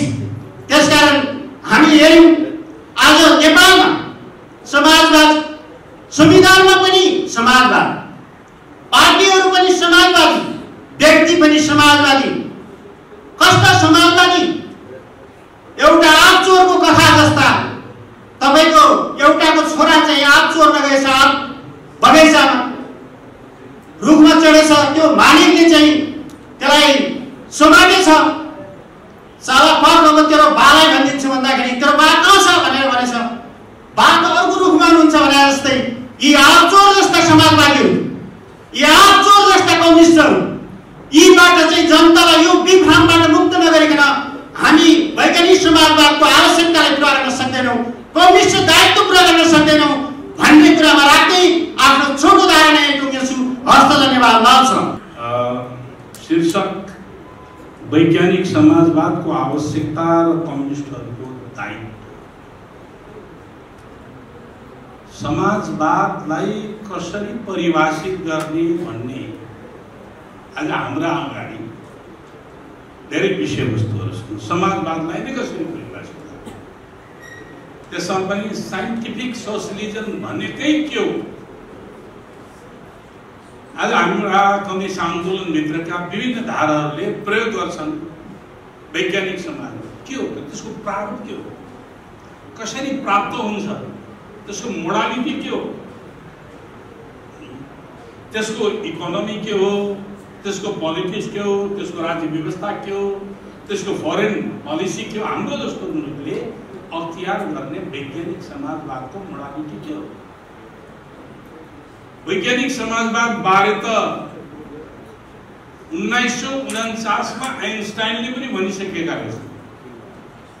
म त्यसमा कन्भिन्स छु भनेर आइन्स्टाइनले, जबकि त्यति बेला चिनिया क्रान्ति पनि सम्पन्न भएको थिएन, एउटै मात्र देश रुस समाजवादी रुस थियो भने आज हामी यो टर्मिनोलोजी प्रयोग गर्दाखेरि त्यसका समग्र मोडालिटीका बारेमा पनि जानकारी हामी दिने गर्नुपर्ने हुन्छ। होइन भने हात्ती छामे जस्तो हुन जान्छ, कान छाम्नेले नाङ्लो जस्तो, खुट्टा छाम्नेले केराको थाम जस्तो होला। यस्तै यस्तै होला समाज वैज्ञानिक समाजवादको मोडालिटी। त्यसकारणले मलाई के लाग्दछ भने म धेरै लामो कुरा गर्दिनँ। समाजमा अन्तर्विरोधहरू स्थिर हुँदैनन्, बदलिरहन्छ। हिजोको अन्तर्विरोध आज छैन। नेपालमा कम्युनिस्ट पार्टी स्थापना हुँदाको बेलाको 2006 सालको अन्तर्विरोध आज छैन। त्यति बेला नेपाली क्रान्तिको मोडालिटीका बारेमा जे सोच बनाइएको थियो त्यो आज छैन। किनभने समाजमा थुप्रै कुराहरू बदलिसकेका छन्। त्यस्तै सिद्धान्तहरू सापेक्ष र सार्वभौम दुवै हुन्छन्। सिद्धान्तहरू सार्वभौम पनि हुन्छन्, सापेक्षता। प्रिन्सिपल अफ रिलेटिभिटी, सापेक्षतामा सिद्धान्तहरूको विकास हुन्छ। कार्यनीतिहरू पनि बदलिन्छन्, समय समयमा बदलिन्छन्। रणनीतिहरू लचकदार हुन्छ, रिजिड हुँदैन। किनभने समय र परिस्थितिमा रणनीतिक लक्ष्य हुन्छ, कसरी प्राप्त गर्ने भन्ने सन्दर्भमा लचकता भएन भने प्राप्त गर्न सम्भव हुँदैन। डगमेटिजम र प्राग्मेटिजम दुईटै मार्क्सवाद विरोधी कुरा हुन्, तर मार्क्सवाद भित्रै पैदा हुने कुरा। डगमा मार्क्सवाद होइन भनिन्छ, त्यसै गरिकन प्राग्मा प्रयोगवाद पनि मार्क्सवाद होइन। हामी कहीँ कोही डगमा कोही प्राग्मा लाई नै मार्क्सवाद पनि भन्ने गरेका छौँ। त्यसले हामीलाई आत्मरति सबैलाई होला, मैले कसैको आलोचना गर्न खोजेको होइन। तर के हो त भने मार्क्सवादमा क्रिएटिभिटी, सृजनात्मकता पनि हुन्छ। मार्क्सवाद रिजिड जड होइन भन्ने छ। यो गतिशील विज्ञान हो भन्ने बित्तिकै गति त यसमा हुने भयो। समाजमा आएका अन्तर्विरोध र परिस्थितिको परिवर्तनसँगै मार्क्सवादको प्रयोगमा पनि परिवर्तन हुन्छ। त्यो हुनु नै पर्छ, भएन भने कि त त्यो डगमा बनेर जान्छ, कि परिवर्तनका नाममा जे आएको छ त्यही कुरा प्रयोग गर्ने मात्रै हो भने प्राग्मा हुन्छ, प्रयोगवाद हुन्छ। त्यसले मार्क्सवादी फिलोसफिकल ग्राउन्डबाट त्यसलाई सपोर्ट गर्न सक्दैन। यसरी अर्को कुरा के हो भने यसको निष्कर्षमा के हुन्छ भने क्रान्ति दोहोरिँदैन। रुसमा भएको क्रान्ति चीनमा भएन, चीनमा भएको क्रान्ति नेपालमा हुँदैन। जुन मोडेलमा चीनमा भएको थियो त्यो हुँदैन। कोरियामा बेग्लै ढङ्ग भयो, क्युबामा बेग्लै ढङ्ग भयो, आज ल्याटिन अमेरिकी मुलुकहरूमा बेग्लै ढङ्गले भइरहेको छ। त्यसकारणले समय र परिस्थितिसँग बदलिने दौरानमा क्रान्तिका रूपहरू बदलिन्छन्, लक्ष्यहरू एउटै हुन्छ, रूपहरू मोडालिटीहरू बदलिन सक्छ। यति कुरा मैले भनिसके पछाडि अब समाज व्यवस्थालाई परिभाषित गरेर हामीले कस्तो समाज व्यवस्थामा कस्तो रणनीतिक लक्ष्य लिएर क्रान्तिलाई अगाडि बढाउने। हामी वैज्ञानिक समाजवाद, कम्युनिस्ट पार्टीहरूको वैज्ञानिक समाजवाद र कम्युनिस्ट पार्टीको अन्तिम दायित्व नै हो। आजको समाज हेर्यो भने हामीले एउटा भन्यौँ के भन्यो, आजको समाजवाद नेपाल जस्तो मुलुकबाट हेर्दाखेरि, विश्व राजनीतिको दृष्टिकोणले हेर्ने हो भने फरक, नेपाल जस्तो मुलुकबाट हेर्ने हो भने हामी हिजो अर्ध सामन्ती अर्ध औपनिवेशिक मुलुक भन्यौँ। ठ्याक्कै त्यही पनि आज होइन रहेछ। किन? नव उदारवादी पुँजीवादले अथवा त्यसमा पनि वित्तीय साम्राज्यवादले आज हिजोको अवस्था छैन। फेरि त्यो वित्तीय साम्राज्यवादले हामीलाई काहीँ न काहीँ प्रभावित पारिराखेकै छ भने आजको स्थितिमा हेर्ने हो भने आजको स्थितिमा नेपाली क्रान्तिको मोडालिटी, नेपाली क्रान्तिको मोडेल, समाजवाद स्थापनाको मोडेल हिजो हामीले सोचे जस्तो होइन रहेछ। फरक ढङ्गले अगाडि बढ्ने शक्तिहरूका सन्तुलनहरू अदली बदली भइरहेका छन्। नेपालको 2052 सालमा सुरु गरेको जनयुद्ध र त्यसको अन्तिम निष्कर्षमा आइपुग्दाखेरि धेरै विवादहरू त भए। जनयुद्ध स्थगन गर्नु ठिक थियो कि थिएन, त्यति बेला निर्माण गरेको सेना समायोजनमा लानु ठिक थियो कि थिएन, बहसहरू भए।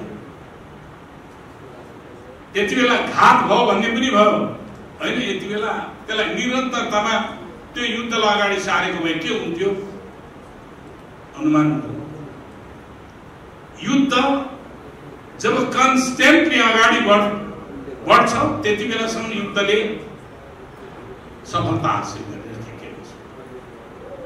उचाइमा जाने भयो भने युद्ध त्यो सफलतामा जान्छ। जब लामो समयसम्म एउटै धरातलमा युद्ध रह्यो भने दुईटा विकल्प निक्लिन्छ, कि त विघटन हुन्छ कि त दमनमा पर्छ। किनभने त्यसले उचाइ प्राप्त गर्न सकेन भने त कि या त विघटन या दमनमा पर्छ। त्यसले अर्को टर्न गर्ने, अर्को बाटो लिनुपर्ने बाध्यता हुन जान्छ। हो त्यही बाध्यताको बाटो थियो नेपालको जनयुद्धले लिएको शान्ति प्रक्रियाको बाटो। सायद त्यति बेला यो शान्ति प्रक्रियामा नआएको भए के हुन्थ्यो भने एकचोटि कल्पना गरौँ। त्यो नआएको भए त्यो युद्धले निरन्तरता प्राप्त गरेर नेपालमा जनवादी गणतन्त्र सहित समाजवादको दिशामा अगाडि जान सक्थ्यो कि सक्दैन थियो। हामी जियो पोलिटिकल कन्डिसन, भू राजनीतिक स्थिति जुन अवस्थामा थियौं, पछिल्लो चरणमा साम्राज्यवादीहरूले लिएको नीति घेराहाल र समाप्त गर भन्ने नीति र ग्रामीण क्षेत्रमा अन्तरसङ्घर्षहरू ग्रामीण क्षेत्रमा छोड्यो, सहर र आर्थिक केन्द्रहरूलाई सैनिक ब्यारेकहरूलाई सुरक्षित गर भन्ने उनीहरूले लिएको रणनीतिले लामो कालसम्म क्रान्तिकारीहरू ग्रामीण क्षेत्रमा रहिरहन सक्थे कि सक्दैन थिए। त्यहाँ नयाँ अन्तर्विरोध पैदा हुन्थ्यो हुँदैन थियो भन्ने प्रश्न उठ्यो, जसको परिणामस्वरूप हामी युद्ध र आन्दोलनले ल्याएको प्राप्त गरेको जो उपलब्धिहरूलाई संरक्षण गर्नका निम्ति शान्ति प्रक्रिया, शान्ति र संविधानको बाटोमा आइपुगेको थियो। त्यसभित्र कति त्रुटि भए अर्को मूल्याङ्कनको प्रश्न होला। तर अबको स्थितिमा अघि एउटा प्रमेशजीले भन्नुभयो एउटा कुरा के हो भने लडाई लडेर केही चिज हासिल गरिदिने, हासिल गरिसकेपछि भोग सहित तिमीहरू गर भनेर छोडिदिने कि त्यसलाई क्रान्तिकारी आन्दोलनको निम्ति उपयोग गर्ने। उहाँले त्यो प्रश्न शब्दमा त भन्नु भएन। त्यसलाई क्रान्तिकारी रूपान्तरणको निम्ति, परिवर्तनको निम्ति उपयोग गर्ने, रणनीतिक रूपले त्यसैलाई स्वीकार गरेर गयो, त्यही मात्रै अन्तिम लक्ष्य हो भन्यो। क्रान्ति समाप्त भयो होइन, त्योबाट अगाडि बढ्ने आधार सिर्जना गर्ने कुराहरू हो भने त्यो एउटा नयाँ उपलब्धि हो। अब म एउटा कुरा, सन् 1973 देखि सफल कुनै पनि क्रान्ति छैन संसारमा। 1973 देखि किन होला त? यत्रो लामो पिरियड, यत्र अन्तर्विरोधहरू विकसित भएका छन्। सन् 1970 मा चिलीमा क्रान्ति भयो, 3 वर्ष पछाडि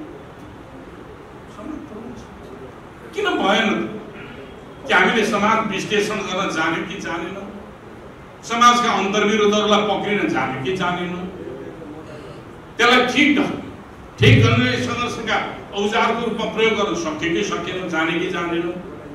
तिनै प्रश्न त होला।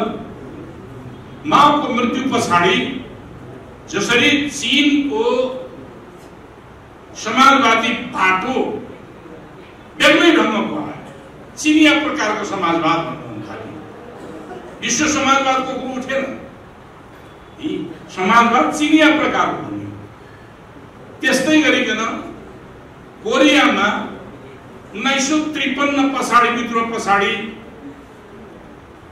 कोरियामा स्थापना भएको समाजवादको मोडल बेग्लै प्रकारको आज विश्व साम्राज्यवादका सामने एउटा चुनौतीको रूपमा पनि उभिरहेको छ। त्यसकारणले संसारभरि क्रान्ति एउटै ढङ्गले हुँदैन। त्यहाँका सामाजिक, आर्थिक, सांस्कृतिक चेतना र अन्तर्विरोधहरूले निर्धारण गर्छ हामी कहाँ पनि, हाम्रो मुलुकमा पनि हामीले स्थापना गर्ने समाजवादको मोडल हाम्रै ढङ्गको, आफ्नै ढङ्गको हुन्छ। आफ्नै ढङ्गको सङ्घर्ष गर्दाखेरि शक्ति सन्तुलन र विश्व परिस्थिति, जियो पोलिटिकल कन्डिसनले पनि निर्धारण गर्छ। भू राजनीतिक स्थितिले पनि निर्धारण गर्छ। अब त्यसकारणले साइन्टिफिक सोशलिजमको बारेमा यो आवश्यकता छैन, कम्युनिस्टहरूले गर्नु हुँदैन भन्ने प्रश्नमा मैले गर्दै गरिनँ। कम्युनिस्टको लक्ष्य वैज्ञानिक समाजवाद हो, तर वैज्ञानिक समाजवादको आर्थिक, सामाजिक, सांस्कृतिक, राजनीतिक मोडालिटी के हो त्यो कुरा छैन र कसरी प्राप्त हुन सक्छ। हामीले नारा मात्रै वैज्ञानिक समाजवादको नारा लगाएन, कसरी प्राप्त हुन सक्छ त्यो चाहिँ निर्धारण गर्नु जरुरी छ। त्यो प्रशिक्षित गर्न आज जरुरी छ। अब राजनीतिक प्रणालीमा सुरक्षा, अवसर, लोकप्रियता, जनवाद यस्ता प्रश्नहरू छन्। यसलाई कसरी सेटल गर्छ? आर्थिकमा व्यवस्थापन, उत्पादन, वितरण, त्यसको स्वामित्वका प्रश्नहरू छन्। यसलाई कसरी व्यवस्थापन गर्छ? संस्कृतिमा विज्ञान, कला, साहित्य, चेतना यसलाई कसरी व्यवस्थित गर्छ? र लास्ट होप, आशा भन्नाले भविष्य विकसित साम्यवादी समाज निर्माण गर्ने आधार साम्यवादी समाजको निर्माण। त्यहाँ अब यो बारेमा विवाद धेरै पहिलेदेखि विवाद छ। एउटै मुलुक साम्यवादी समाजमा जान सक्छ कि सक्दैन? एउटै मुलुकमा समाजवादी क्रान्ति हुन सक्छ कि सक्दैन? सिङ्गो एउटा मुलुकमा भन्ने बहस धेरै पहिलेदेखिको बहस सोभियत रुसमा स्थापना भएदेखिको बहस सुरुवात हो। त्यसकारणले आज हामीले उत्तर दिनुपर्ने धेरै विषयवस्तु भएको छन्। धेरै नयाँ कुराहरूबारे खोज गर्नुपर्ने। वैज्ञानिक समाजवाद निर्माण गर्ने आधार के हो? अनि त्यसका निम्ति अब समाजवादी धाराहरू भने विभिन्न ढङ्गका समाज। हिटलरले पनि समाजवादी भने, पार्टीको नाम त समाजवादी भन्दैमा हुने कुराहरू होइन। र आज त्यसको निम्ति के हो त फेरि शक्ति सञ्चय आवश्यक पर्दैन र? मैले यसो हेरेँ कि माओवादी जनयुद्धका नि 11वटा टुक्रा रहेछ। माओवादी जनयुद्धबाट विभक्त भएका टुक्राहरू आज 11वटा छन्। हामी युनिटी पनि कुरा गर्दैछौँ। एकता बलियो बनाउनुपर्छ, शक्ति सञ्चय गर्नुपर्छ, टुक्रा भइरहेको छ। तीनवटा कारणले संगठनहरू विभाजनमा छन्। एउटा पर्सनालिटी कल्ट, व्यक्तित्वको बिचको टकराव, म नेता त नेता, मेरो नेतृत्व तेरो नेता। एउटा आइडियो पोलिटिकल विचार राजनीतिमा आएको अन्तर्विरोध, त्यो मूलभूत रूपमा हो। नेपाली कम्युनिस्ट आन्दोलनमा केशरचन्द्र रायमाझीको नेतृत्वमा बनेको पार्टी नेपाल कम्युनिस्ट पार्टी, जसले राजाको 17 सालमा राजा महेन्द्रको कुलाई समर्थन गर्यो। त्यति बेला फुट आवश्यक थियो। आइडियो पोलिटिकल प्रश्न। तेस्रो राजनीतिक प्रश्नहरूमा पनि कहिलेकाहीँ पेचिला रणनीतिसँग सम्बन्धित भएका केही राजनीतिक प्रश्नहरू हुन्छ। त्यति बेला विवाद हुँदछ। जस्तो एकीकृत नेपाल कम्युनिस्ट पार्टी बन्नुभन्दा अगाडि नेकपा 4औं महाधिवेशन सशस्त्र युद्धमा जाने कि जनविद्रोहको दिशामा जाने, यो राजनीतिक प्रश्न। राजनीति तर रणनीतिसँग जोडिएको थियो, जसका कारणले त्यति बेला विभाजन भयो। युद्धमा जाने या जनविद्रोहमा जाने, विभाजन हो। विभाजन पछाडि आज परिभाषित, समग्र परिभाषित गर्दाखेरि त्यति बेलाको दृष्टिकोण र अबको सम्भावित समाजका बारेमा कतिपय कुराहरू मिल्दै जाँदाखेरि पुनः ध्रुवीकरणका प्रश्न आउँछ। त्यसकारणले म एउटै मात्र कुराहरू के गर्न चाहन्छु भने वैज्ञानिक समाजवाद स्थापनाका निम्ति यो पर्सनालिटी कल्ट लगायतका कतिपय कुराहरूलाई कतिपय तात्कालिक राजनीतिक प्रश्नहरूलाई पनि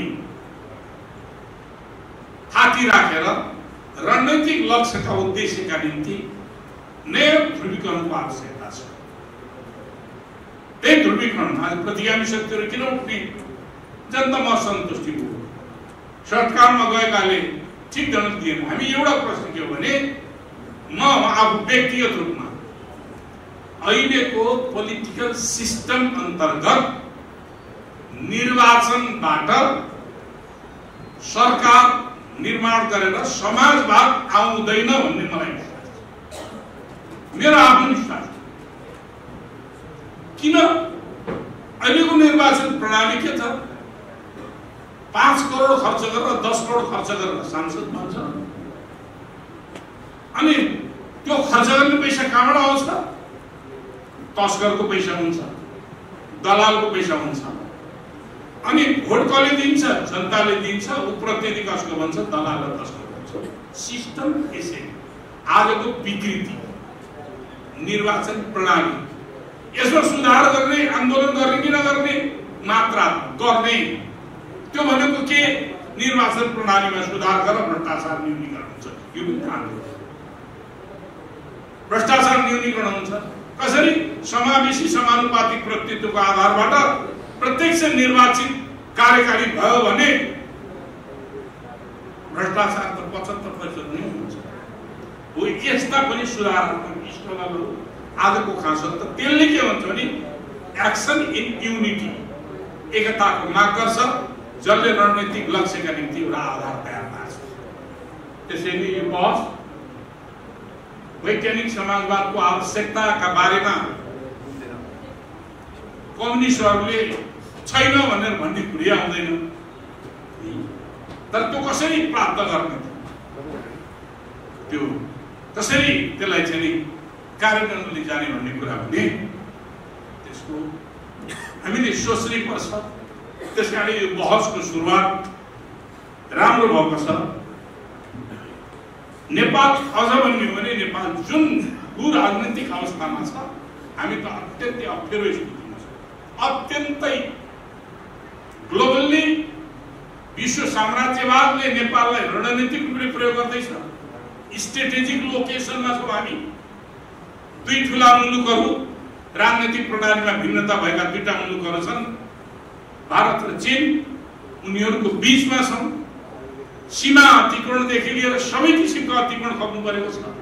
एकातिर भने 8000 किलोमिटर टाढाबाट विश्व राजनीतिको प्रतिस्पर्धामा आइरहेको चीन र अमेरिकाको द्वन्द्वको चपेटामा हामी उभिएका छौँ। चीनको वरिपरि 14वटा राष्ट्र छन्। 14वटा राष्ट्र मध्ये सबभन्दा इजी एक्सेस चीनको विरुद्ध गतिविधि गर्नका निम्ति सबभन्दा इजी एक्सेसको रूपमा नेपाल प्रयोग गर्छ। अरू कहीँबाट प्रवेश पाएन, नेपाल त्यो प्रवेश पाएको छ, जसका कारण हाम्रो सभरेन्टिटीदेखि लिएर सबै कुराहरू चुनौतीपूर्ण स्थितिमा छ।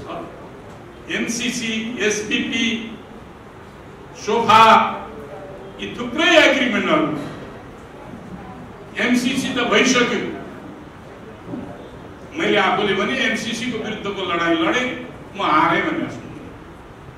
किनभने पार्लियामेन्टबाट पास भयो, दबावको बीचबाट पास भएको छ। के दबाव दिए? थुप्रै घटना।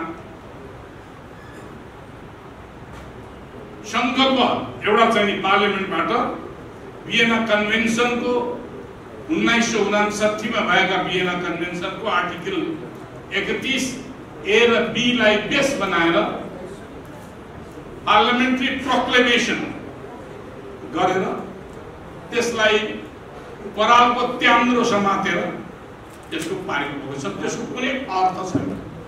किन अर्थ छैन भन्दाखेरि त्यो सन्धि होइन, सम्झौता होइन। नेपालको पार्लियामेन्टले पास गर्यो, कानुन पनि होइन। पार्लियामेन्टले पास गरेको कानुनले नेपाल र नेपाली जनता अब्लाइज हुनु जरुरी होला, किनभने त्यो अब्लिगेसन त्यो पालना गर्नुपर्ने बाध्य होला।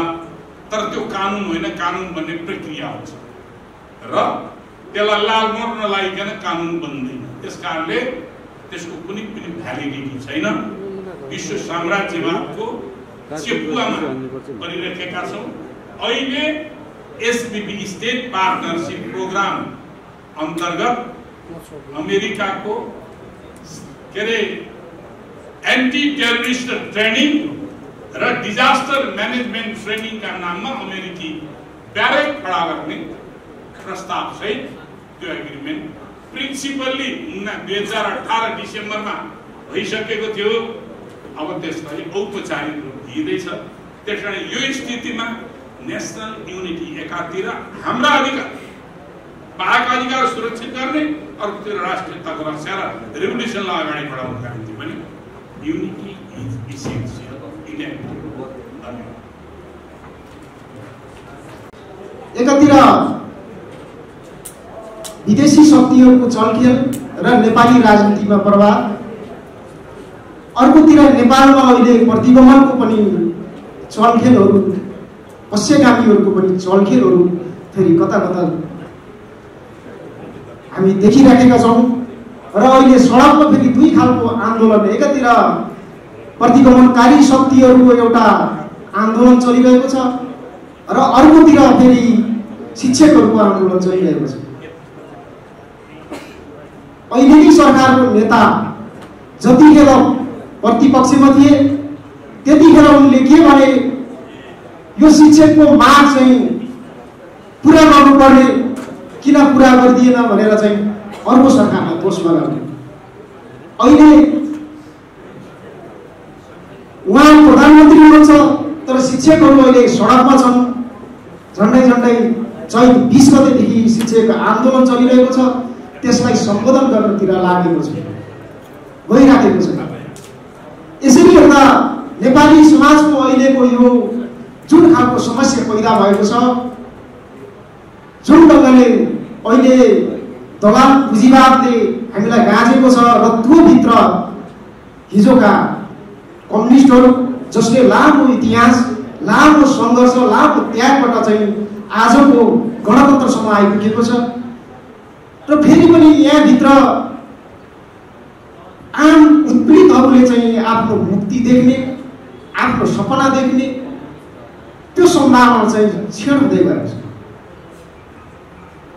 लाखौं युवाहरू चाहिँ विदेशी नै अवस्था बनेको छ, जसले अबको केही दशकभित्र हाम्रा गाउँ बस्तीहरू खाली हुने अवस्थामा पुगिराखेको छ।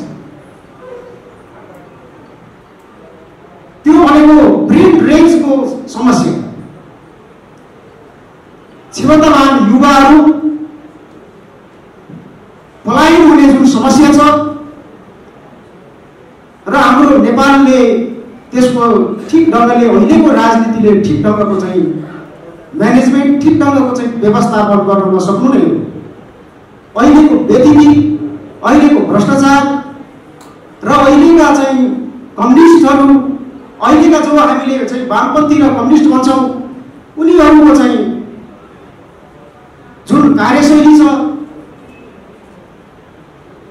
होइन, र कम्युनिस्टहरूको पनि जो आचरण छ, जो शैली छ, त्यसले चाहिँ आम मान्छेहरूलाई चाहिँ निराशा बनाइदिएको छ। त्यसकै उपजको रूपमा अहिले प्रतिगामीहरूले फेरि मनको ठाडो गरेर चाहिँ फेरि अहिले अब राज संस्था र हिन्दू राज्य चाहिन्छ भनेर चाहिँ कता कता फेरि एउटा आन्दोलन अगाडि बढ्न खोजिरहेको छ। यो ठुलो निराशा, यो अहिले गणतन्त्रभित्रकै एउटा निराशाका कारणले चाहिँ यो पैदा हुँदैछ। यस्तो किन हुन्छ? यसको चाहिँ यो समस्याको समाधान अहिलेको कम्युनिस्टहरू, अहिलेको क्रान्तिकारी शक्तिहरूले अब नयाँ ढङ्गले चाहिँ संश्लेषण गर्दै, नयाँ ढङ्गको चाहिँ विश्लेषण गर्दै अब अगाडि बढ्नु आवश्यक छ। अहिलेसम्मका कम्युनिस्ट आन्दोलनहरू टुट फुट र विभाजनबाटै अगाडि बढ्यो। अघि भनिसक्नुको 9वटा टुक्रा अझै यहाँ हामीले थाहा नपाएको चाहिँ 9वटा होला, योभन्दा बेसी पनि हुन सक्छ। त्यसकारणले कम्युनिस्टहरूको ठिक खालको चाहिँ कार्यदिशा, ठिक खालको चाहिँ रणनीति, ठिक खालको चाहिँ विचार, ठिक खालको चाहिँ आचरण र शैलीका कारणले गर्दाखेरि आज संसदीय राजनीतिक व्यवस्थाभित्र रोमलिने रहने र त्यहाँबाट चाहिँ माथि आउन नसक्ने कारणले गर्दाखेरि आज देश एउटा दुर्घटनातिर, एउटा खतरातिर चाहिँ गइराखेको छ। र यो जिम्मा अहिलेको चाहिँ कम्युनिस्टहरूले लिए नलिए मुख्य प्रश्न हो। त्यसकारणले आम उत्पीडित र सर्वहारा श्रमिकहरूको मुक्तिका निम्ति अब हामीले प्रयत्न गर्नुपर्छ, क्रान्तिकारी शक्तिहरू एक ढिक्का हुनुपर्छ, एकताबद्ध हुनुपर्छ भन्ने नै लाग्छ। र आज यो जो कार्यपत्रले धेरै कुराहरू ल्याएको छ, सरस्वती हेर्दाखेरि यसलाई हामीले सही रूपमा नै हेर्नुपर्ने हुन्छ, सही रूपमा बुझ्नुपर्ने हुन्छ र यस्ता खालका बहसहरू, यस्ता खालका कार्यक्रमहरू अझै आयोजना गर्नुपर्ने हुन्छ जसले चाहिँ नेपाली समाजलाई अबको नयाँ दिशातिर, नयाँ बाटोतिर लैजानुपर्ने हुन्छ। र समाजवादका विभिन्न मोडेलहरू रहेछन्। मैले यसो हेर्दाखेरि उत्तर कोरियाले आत्मनिर्णय र आत्मनिर्भर अर्थतन्त्रमा उत्तर कोरियालाई हेर्यो भने उसले विकास गरेको, किम इल सुङले विकास गरेको जुन सिद्धान्तले चाहिँ आत्मनिर्भर अर्थतन्त्र, आत्मनिर्भर राजनीति र आत्मनिर्भर सैन्य शक्ति, यो तीनवटा कुरा चाहिँ उनले विकास गरेका रहेछन्। झन्डै 1960 को दशकमा विकसित उत्तर कोरियाको जुन राजनीतिक जहाँ एकदलीय शासन छ र हामीले सरस्वती हेर्दा त्यो देश चाहिँ बाहिरी रूपमा हेर्दाखेरि कतिपय मानिसहरूले भन्ने गर्छन् कि त्यो देशमा आर्थिक सङ्कट छ, तर देश स्वतन्त्र छ। त हामी चाहिँ वैदेशिक हस्तक्षेपले चाहिँ फेरि हाम्रो देशको अवस्था हेर्दाखेरि चाहिँ हामी वैदेशिक हस्तक्षेप र विदेशीहरूको प्रभाव चाहिँ हामीले अत्यन्तै बढी पाएका छौँ, सबभन्दा धेरै छ। त्यसकारणले मेरो आफ्नो व्यक्तिगत तर्फबाट र मेरो पार्टीको तर्फबाट मैले भन्न पर्दाखेरि नेपालमा अब बहुदलीय शासन पद्धति होइन, एकदलीय शासन पद्धति नै आवश्यक छ। यो देशलाई यदि बनाउने हो भने अहिलेको व्यतिथि, अहिलेको जुन भ्रष्टाचार, अहिलेको कुशासन, अहिलेको कुसंस्कृतिलाई हामीले हेऱ्यौँ भने यो देशमा एकदलीय शासन नै चाहिन्छ। सर्वहारा वर्गीय अधिनायकत्व नै चाहिन्छ। त्यो बिना सम्भव छैन, त्यो बिना चाहिँ मुक्ति हुन सक्दैन, त्यो बिना चाहिँ यो देश स्वतन्त्र हुन सक्दैन। होइन भने हामी सामूहिक स्वतन्त्र खोजेर बस्नुपर्ने हुन्छ, व्यक्तिगत स्वतन्त्रमा हामी जानुपर्ने हुन्छ, व्यक्तिगत स्वतन्त्रतामा हामी रमाउनु पर्ने हुन्छ। होइन भने चाहिँ यो अहिलेको व्यवस्थाले सामूहिक स्वतन्त्रताको कुरा गर्दैन, अहिलेको व्यवस्थाले सामूहिक निर्णयको कुरा पनि गर्दैन, अहिलेको व्यवस्थाले समानताको कुरा पनि गर्दैन, अहिलेको व्यवस्थाले विभेद अन्त्यको कुरा पनि गर्दैन, क्षेत्रीय विभेदको कुरा पनि गर्दैन र त्यो अन्त्य पनि हुँदैन। त्यसकारणले मलाई लाग्ने के हो भने कतिपय मानिसहरूले अहिले राष्ट्रियकरण गर्नुपर्छ, कतिपय पार्टीहरूले उठाएका पनि छन्। सम्पत्ति के गर्ने, अहिलेसम्म त निजीकरण छ, कतिपय पार्टीहरूले उठाएका छन् कि राष्ट्रियकरण गर्नुपर्छ भन्ने छ। तर त्यस्तो होइन। हामीलाई चाहिँ के लाग्छ भने, हाम्रो पार्टीलाई के लाग्छ भने अब जनस्वामित्वकरण गर्नुपर्छ, जनताको स्वामित्वमा ल्याउनुपर्छ। तब मात्रै नेपाली जनताको हामी मुक्ति सम्भव देख्छौँ। त्यसले मात्रै चाहिँ सम्भावना छ भन्ने मलाई लाग्छ। त्यो भनेको उद्योग, कल कारखाना, ऊर्जा क्षेत्र, सेवा क्षेत्रलाई चाहिँ हामीले चाहिँ जनस्वामित्वमा लानुपर्छ। यति कुरालाई चाहिँ हामीले चाहिँ प्राकृतिक स्रोत साधन, उत्पादनका स्रोत साधनलाई हामीले चाहिँ जनस्वामित्वमा लान सक्यौँ भने हाम्रो मुक्ति सम्भव छ। त्यो बनाउँदै लानुपर्छ। अब तलबाट यसलाई चाहिँ सामूहिक ढङ्गले चाहिँ समुदायमा चाहिँ हामीले समुदायलाई सशक्त बनाउने अवधारणा नै हो। यसरी जान सक्यो भने चाहिँ हाम्रो मुक्ति सम्भव छ। आम सरकार र श्रमिकहरूको मुक्ति सम्भव छ। होइन भने चाहिँ फेरि हामी दशकौँ हामीले चाहिँ यो सङ्घर्षलाई फेरि अगाडि नेतृत्व गरेर लान पर्छ। त्यस कारणले आजको वैज्ञानिक समाजवाद हामीले निर्माण गर्ने, वैज्ञानिक समाजवादको चाहिँ मोडेल प्रस्तुत गर्ने र यतातिर चाहिँ हामीले बहस गर्नुपर्छ जस्तो मलाई पनि लाग्छ। चाइनाको ग्रेट लिप फरवार्ड निकै ठुलो क्षति पनि भयो। त्यसले करोडौँ चाहिँ नागरिकहरूलाई, करोडौँ नागरिकको जीवन स्तरलाई पनि माथि उठायो।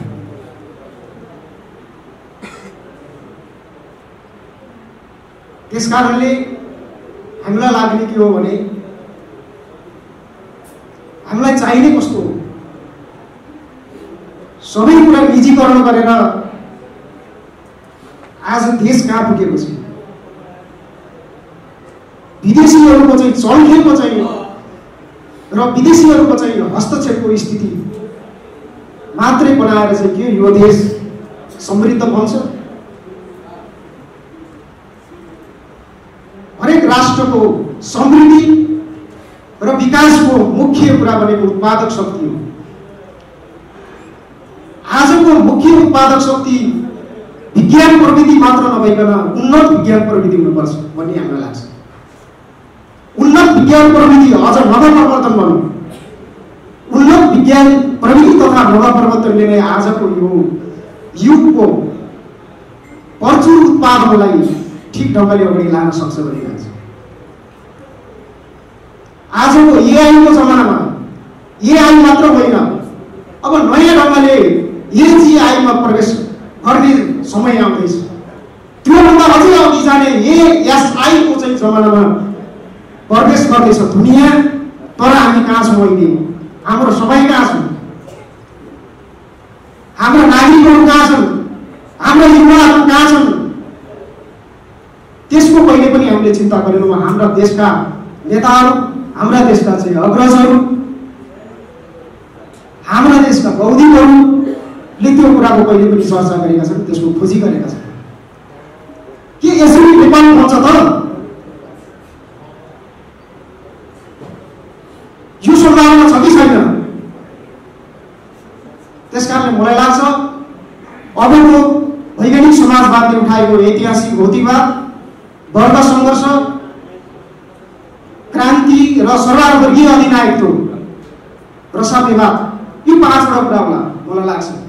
यो 5वटा कुराले अबको वैज्ञानिक समाजवादको चाहिँ कार्यदिशा नयाँ ढङ्गले, नयाँ सिराबाट चाहिँ उठाउनुपर्छ भन्ने मलाई लाग्दछ। त्यो ढङ्गले मात्रै हामी अगाडि जान सक्छौँ। उत्पादन मुख्य कुरा, उत्पादनको लागि पनि हामी आत्मनिर्भरको कुरा हुन्छ, त्यसपछि मात्रै आत्मनिर्भरताको कुरा हुन्छ। पहिलो कुरा आत्मनिर्भर नै हो। मलाई लाग्ने विषय हो र मेरो पार्टीले सोचेको पनि हामी अब नयाँ ढङ्गले सोच्नुपर्छ र नयाँ ढङ्गको चाहिँ कार्यदिशा निर्माण गर्दै सकेसम्म कम्युनिस्टहरूको चाहिँ फुट विभाजन होइन, एकता अपरिहार्य छ। एकताले आवश्यकता हो। एकता बिना हामी प्रतिक्रियावादीहरूसँग लड्न पनि सक्दैनौँ र अहिलेको अस्थिर राजनीतिलाई अन्त्य गर्ने भनेको पनि कम्युनिस्ट क्रान्तिकारीहरू बिचको ध्रुवीकरण नै पहिलो कुरा हो। यदि विचार र कार्यदिशा ठिक ढङ्गले मिल्छ भने, होइन भने फेरि नयाँ ढङ्गले नै सोच्नुपर्ने हुन्छ। र मेरो आफ्नो विचार दृष्टिकोण मलाई लाग्ने र कतिपय कम्युनिस्टहरू अहिले पनि बिहामा श्राद्ध गर्ने, दिउँसो पूजा गर्ने, फेरि बेलुकातिर गएर लेनिन र मार्क्सका र माओका कुरा पनि गर्ने, त्यसपछि फेरि बेलुकातिर गएर धामी झाँक्रीतिर पनि लगाउने यस्तो खालको ट्रेनबाट चाहिँ चलेको कम्युनिस्ट आन्दोलन छ हाम्रो। हामीले स्वीकारौँ या नस्वीकारौँ, सत्य यही नै हो।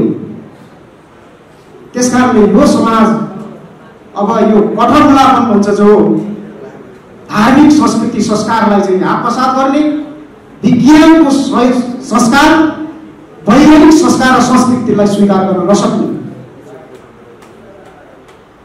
यस्तो खालको चेतनालाई यो खालको प्रवृत्तिले चाहिँ हामी ठिक ठाउँमा पुग्दैनौँ, हाम्रो नेपाल सही ठाउँमा जाँदैन भन्ने मलाई लाग्छ।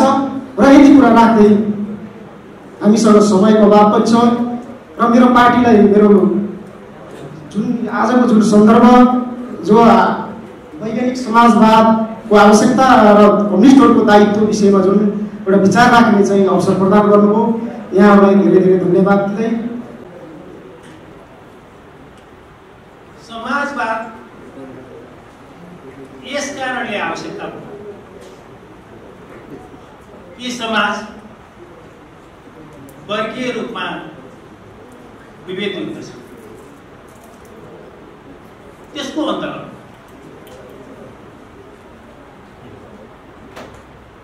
समाजवाद यस कारणले आवश्यकता छ कि श्रमजीवीहरूमाथि शोषण छ, श्रमिक वर्गमाथि शोषण छ, उनीहरूले पाउने हक अधिकारमाथि नियन्त्रण छ,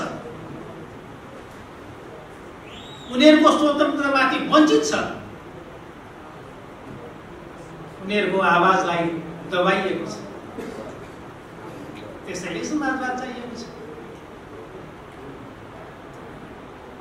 यो दार्शनिक रूपमा समाजवादको बारेमा धेरै अगाडि छलफल सुरु हुन थाल्यो, विचार विमर्श हुन थाल्यो।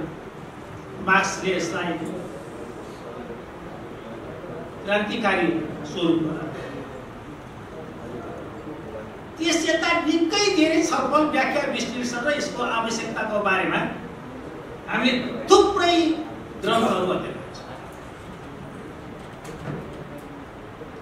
त्यसैले गर्दाखेरि समाजवादको आवश्यकताको पाटोको बारेमा म त्यति धेरै चर्चा गर्न गइरहेको छ। हामी यस्तो युगमा छौँ अहिले, हामी यस्तो देशको यस्तो परिस्थितिमा छौँ, शोषण पनि कतिको मरिसकेपछि पनि मान्छेमाथि शोषण हुन्छ। यो हिजो भर्खरको एउटा घटना म सम्झिँदैछु। अहिले एउटा बिरामीलाई 7 दिनसम्म भेन्टिलेटरमा राख्छ, 7 दिनसम्म, प्रत्येक दिन 2-3 लाखको बिल थप्दै गयो।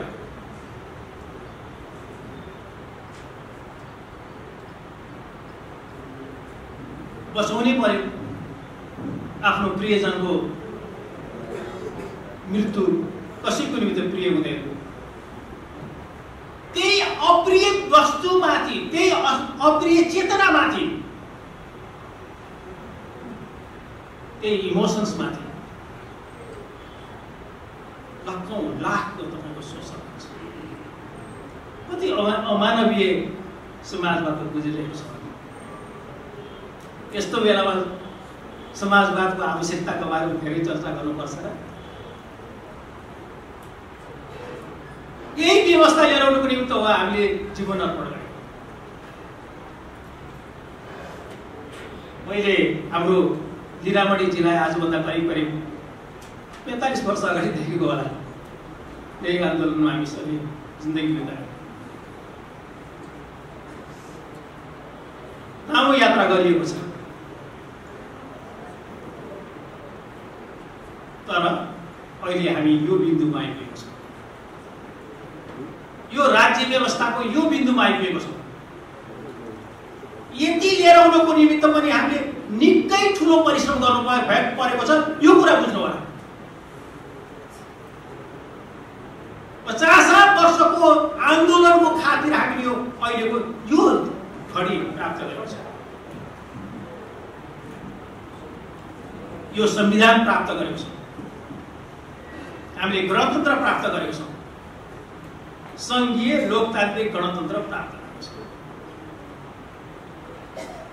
हामी चाहिँ लामो कालसम्म शान्तिपूर्ण आन्दोलनको एउटा धारबाट, मूल धारबाट हामी आएको। यहाँ रहनुभएका थुप्रै कमरेडहरू अर्को धार, सशस्त्र द्वन्द्वको, सशस्त्र युद्धको, जसलाई तपाईँहरू जनयुद्ध भन्नुहुन्छ, त्यो धारबाट आउनु र यहाँ आइपुगेको छौँ हामी अहिले।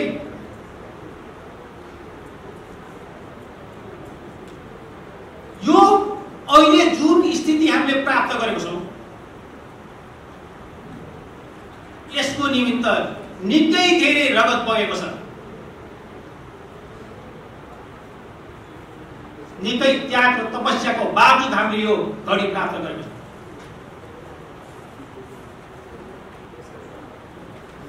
यो कुरालाई हामीले गम्भीरतापूर्वक हेर्दा गर्नुपर्छ। हामी द्वन्द्ववादीहरू यहाँ आइपुग्दाखेरि सबै समस्याहरू समाधान भइसक्यो। देशमा रहेका, अर्थतन्त्रमा रहेका सम्पूर्ण समस्याहरू समाधान भयो। वित्तीय शोषणबाट पिछिएका,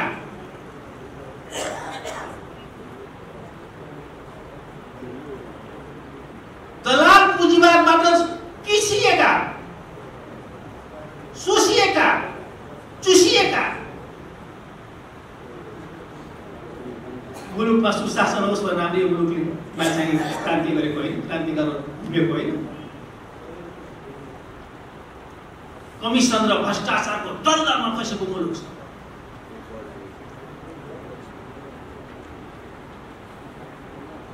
त्यसैले गर्दाखेरि हामीले ठुलो योगदान, ठुलो परिश्रम, ठुलो चाहिँ परिवर्तनका साथ लिएर आएको यो व्यवस्थाले पनि हामीलाई अझै पनि हाम्रो थुप्रै हाम्रो अन्तर्विरोधहरू समाधान गर्न सकेको छैन। आर्थिक क्षेत्रमा, सामाजिक क्षेत्रमा, सांस्कृतिक क्षेत्रमा, वैदिक सम्बन्धको क्षेत्रमा, राज्य सञ्चालनको सम्बन्धमा, राज्य व्यवस्थाको सम्बन्धमा अझै पनि थुप्रै हाम्रा अन्तर्विरोध छ। यो बुझौँ हामीले। म क्रान्तिको कुरा गर्दाखेरि वस्तुगत अवस्थाको अत्यन्त गम्भीर रूपबाट विश्लेषण गरेर म कमरेडलाई अनुरोध गर्न चाहन्छु। हामीले पञ्चायती व्यवस्थाको विरुद्धमा पञ्चायत भित्रै पसेर जनपक्षीय उम्मेदवारहरू खडा गरेर त्यसको विरोधमा उत्रियो। 2047 साल 46 सालको परिवर्तन पछाडि, पञ्चायतको अन्त पछाडि हामीले पञ्चायतको अन्त गरेर पञ्चायत व्यवस्थाको अन्तपछि बहुदलीय व्यवस्था स्थापित गरेपछि त्यसको संविधान बनाउने प्रक्रियामा लाग्यो। त्यति बेला राजतन्त्रलाई पनि स्पेस दिएर फेरि हामी सङ्घर्षको दौरानमा अगाडि बढ्यौँ। फेरि 62-63 सालमा एउटा नयाँ क्रान्तिको आवश्यकता भयो र रूपान्तरको प्रक्रिया भयो। म यो रिभ्यू गर्न चाहन्छु। केही समय अगाडि हामीले हाम्रो पार्टीको 10औं महाधिवेशनमा हामीले नेपाली विशेषताको समाजवाद भन्ने कार्यक्रम पारित गर्यो। सायद महाधिवेशनबाट कुनै पार्टीले समाजवादको बारेमा ठोस कार्यक्रम पारित गरेको छ भनेदेखि त्यो हाम्रो पार्टीले पनि पारित गरेको छ भनेर म यहाँ उपस्थित सबै प्रिय मित्रहरूलाई जानकारी र अनुरोध गर्न चाहन्छु। यही पृष्ठभूमिमा हामीले अब कसरी अगाडि बढ्नुपर्छ भन्ने बारेमा छलफल गरेको छौँ।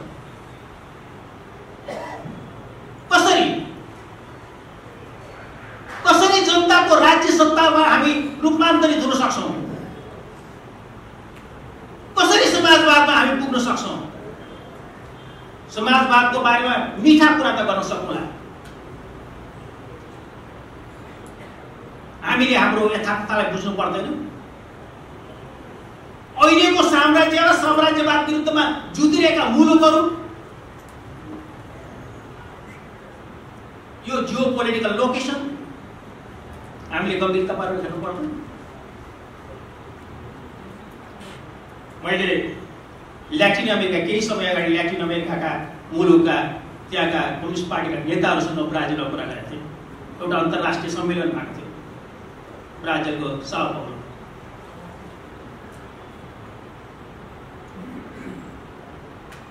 दसवटा ल्याटिन अमेरिकी मुलुकमा आधाभन्दा बढी मुलुकमा अहिले वामपन्थीहरूले सरकार बनाएको छन् र समाजवादको ध्येयको निम्ति अगाडि बढेको छ। अमेरिकी साम्राज्यवादको नाकै मुनि त्यसका अनुभवहरू पनि हामीले सिक्नुपर्छ होला नि कतिपय। हिजो मैले केरलाको एउटा न्युज पढिरहेको थिएँ, सायद तपाईँहरूले पनि पढ्नु भएको। केरलामा वामपन्थी मोर्चाको तर्फबाट बनेको सरकारले त्यहाँ एब्सोल्युट पवर्टी इलिमिनेट गरेको छ। इन्डियामा पहिलो राज्य बनेको छ। हुन त पश्चिम बङ्गालको अनुभव छुट्टै छ, हामीलाई थाहा छ त्यो कुरो, जहाँ कम्युनिस्टहरू कसरी चाहिँ अहिले नाम निशाना नगरिकन त्यहाँबाट हरायो भन्ने कुरो पनि हामीले बुझेको छ। अर्कोतिर केरलामा मैले समाजवाद त्यहाँ आइहाल्यो, समाजवाद विराट भइहाल्यो भन्न गइरहेको छ। तर त्यहाँको एब्सोल्युट पोभर्टी हट्यो। यो कुरालाई हामीले बुझ्नु जरुरी छ कि छैन? गरिदेखि त हुने रहेछ। त्यत्रो विशाल भारतमा पहिलो राज्य हो त्यो,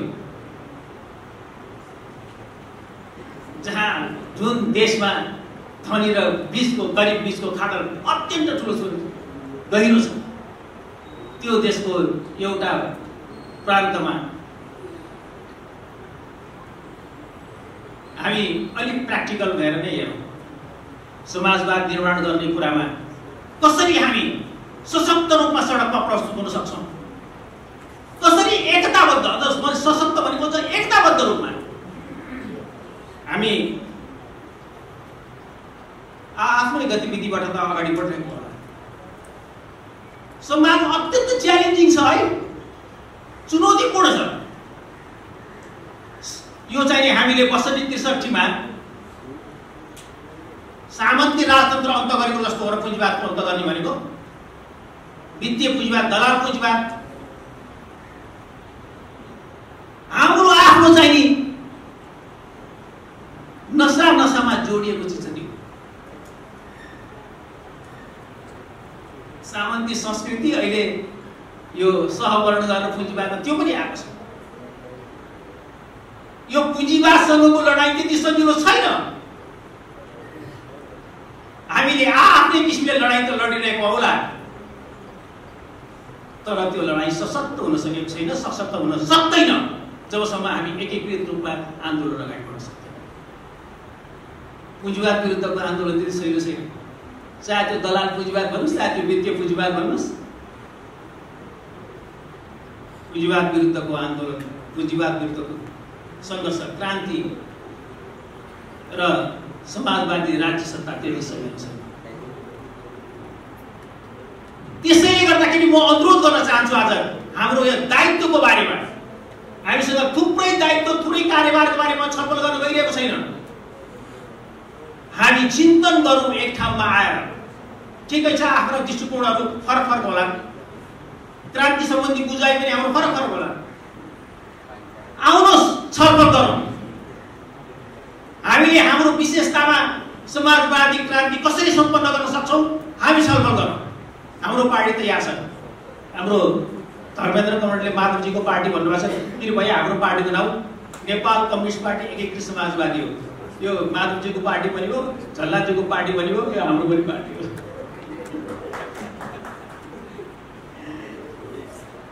त्यसैले गर्दाखेरि आउनुहोस्, हाम्रो पार्टी तयार छ। हाम्रो नेताहरू तयार छन्, म पनि तयार छु छलफल गरौँ। कुन ठाउँमा? यही ठाउँमा अहिले नै छलफल गर्ने, गर्न बस्नु छलफल गर्नु। नेपालको समाजवादी क्रान्तिको दिशा के हो? हाम्रो कार्यभार के हो? हामी सडकमा कसरी जाने, संसदको उपयोग कसरी गर्ने, हामीसँग त्यो अनुभव छ। हामी त्यही बाटोबाट त्यही अनुभव हासिल गरेर यहाँसम्म आइपुग्यौँ। पञ्चायतको विरुद्धमा ती भित्र बसेर चाहिँ आन्दोलन छेड्दा यहाँ बसेर पनि त्यो काम गर्न सकिन्छ भन्ने हामीलाई विश्वास छ। त्यसैले गर्दाखेरि हामीले प्रगतिशील संसदको बारेमा कुरा उठाइरहेको छौँ। अनि संसदमा रहने, संसदलाई उपयोग गर्न खोज्ने, सरकारमा चाहिँ नजाने तपाईँहरू मात्रै बस्नु भन्दैनौँ हामी। अहिले यति बेला सरकारको विषय हामीले त दौड्नु होला, तर राज्य सत्तामा हाम्रो उपस्थिति अनिवार्य छ। योभन्दा अगाडिको उपस्थितिमा तपाईँले के गर्नुभयो भनेर प्रश्न गर्नु होला। त्यसमा आत्मआलोचना गर्न तयार हुनुपर्छ, गर्न तयार छौँ, सबैजना तयार हौँ। यो राज्य सत्ता अमुक वर्गको मात्रै हातमा दिनु हुँदैन। अहिले देख्नु भएको छैन अहिले कस्तो गरे? संसद छलेर अध्यादेश मार्फत बिचौलियाको चाहिँ अध्यादेशहरू, आर्थिक विधेयकहरू संसदमा लिएर सरकारको काम बिचौलियाबाट प्रभावित भएर क्यापिटल मार्केटको सिइओ नियुक्ति गर्ने, राष्ट्र बैङ्कको गभर्नर नियुक्ति गर्ने, यो हामीले भनेको हो र? सरकारको पार्टनर दलका नेताले भनिरहेको छ यो कुरो। हुन त यो सरकार निर्माणको प्रक्रियामै सुरुवातदेखि नै दलालहरूको कब्जामा नियन्त्रणमा पुगेकै हो। त्यसैले गर्दाखेरि हामीले गर्ने कुराहरू भनेको गरौँ, के गर्न सकिन्छ, क्रान्तिकारी राज्य सत्ता स्थापना गर्नको निम्ति प्रयत्न गरौँ। तर सडक संरक्षण र सरकारको कुरालाई पनि विशेष ध्यान दिउँ भन्ने कुरा म अनुरोध गर्न चाहन्छु। हामी चाहिँ अहिले सदनमा भएको भएर मैले भनेको होइन, हामीले प्र्याक्टिकल कुरा गरौँ न। त्यसैले गर्दाखेरि मैले कमरेडलाई अनुरोध गर्न चाहन्छु, समाजवाद निर्माणको दिशामा साम्राज्यवाद विरोधी चाहिँ तपाईँको चाहिँ आन्दोलनमा, पुँजीवाद विरोधी आन्दोलनमा राष्ट्रिय हितलाई, राष्ट्रिय स्वाभिमानलाई अछुट राख्ने कुरामा गर्नु न, कुराकानी गर्न सकिँदैन, छलफल गर्न सकिँदैन। हामीले प्रयत्न त गरेको छ त्यही समाजवादी मोर्चा बनाएर कमसेकम अहिले 4 दल भन्ने हामीले चाहिँ कमसेकम एक ठाउँ लिएर आएको छौँ। आउनु सबैजना छलफल गरौँ। हाम्रा कतिपय कार्यनीतिहरू चाहिँ फरक होला, छलफल गरेर एक ठाउँमा जान सकिँदैन? सकिँदैन भन्नुहुन्छ कि मेरो भन्नु केही छैन। सकिन्छ भने आउनुहोस्, यसलाई अहिले परिमार्जित गरौँ, कसरी अगाडि जाने बारेमा छलफल गरौँ। दुईटा कुराको बारेमा, एउटा विचारको सुस्पष्टताको लागि हामीले प्राप्त गरेको ज्ञानलाई अझ त्यसलाई संश्लेषण गरेर सही दिशामा निष्कर्षमा पुग्ने एउटा बाटो तयार गर्नको निमित्त, र दोस्रो संयुक्त रूपमा शक्ति निर्माण गर्नको निमित्त सकिन्छ। क्रान्तिकारी एकताको प्रक्रियालाई, रूपान्तरणको प्रक्रियालाई अगाडि बढाउँ, एकता र रूपान्तरणको प्रक्रियालाई अगाडि बढाउँ। मैले हाम्रो दायित्व यति नै महसुस गरेँ। 8 दिन धन्यवाद।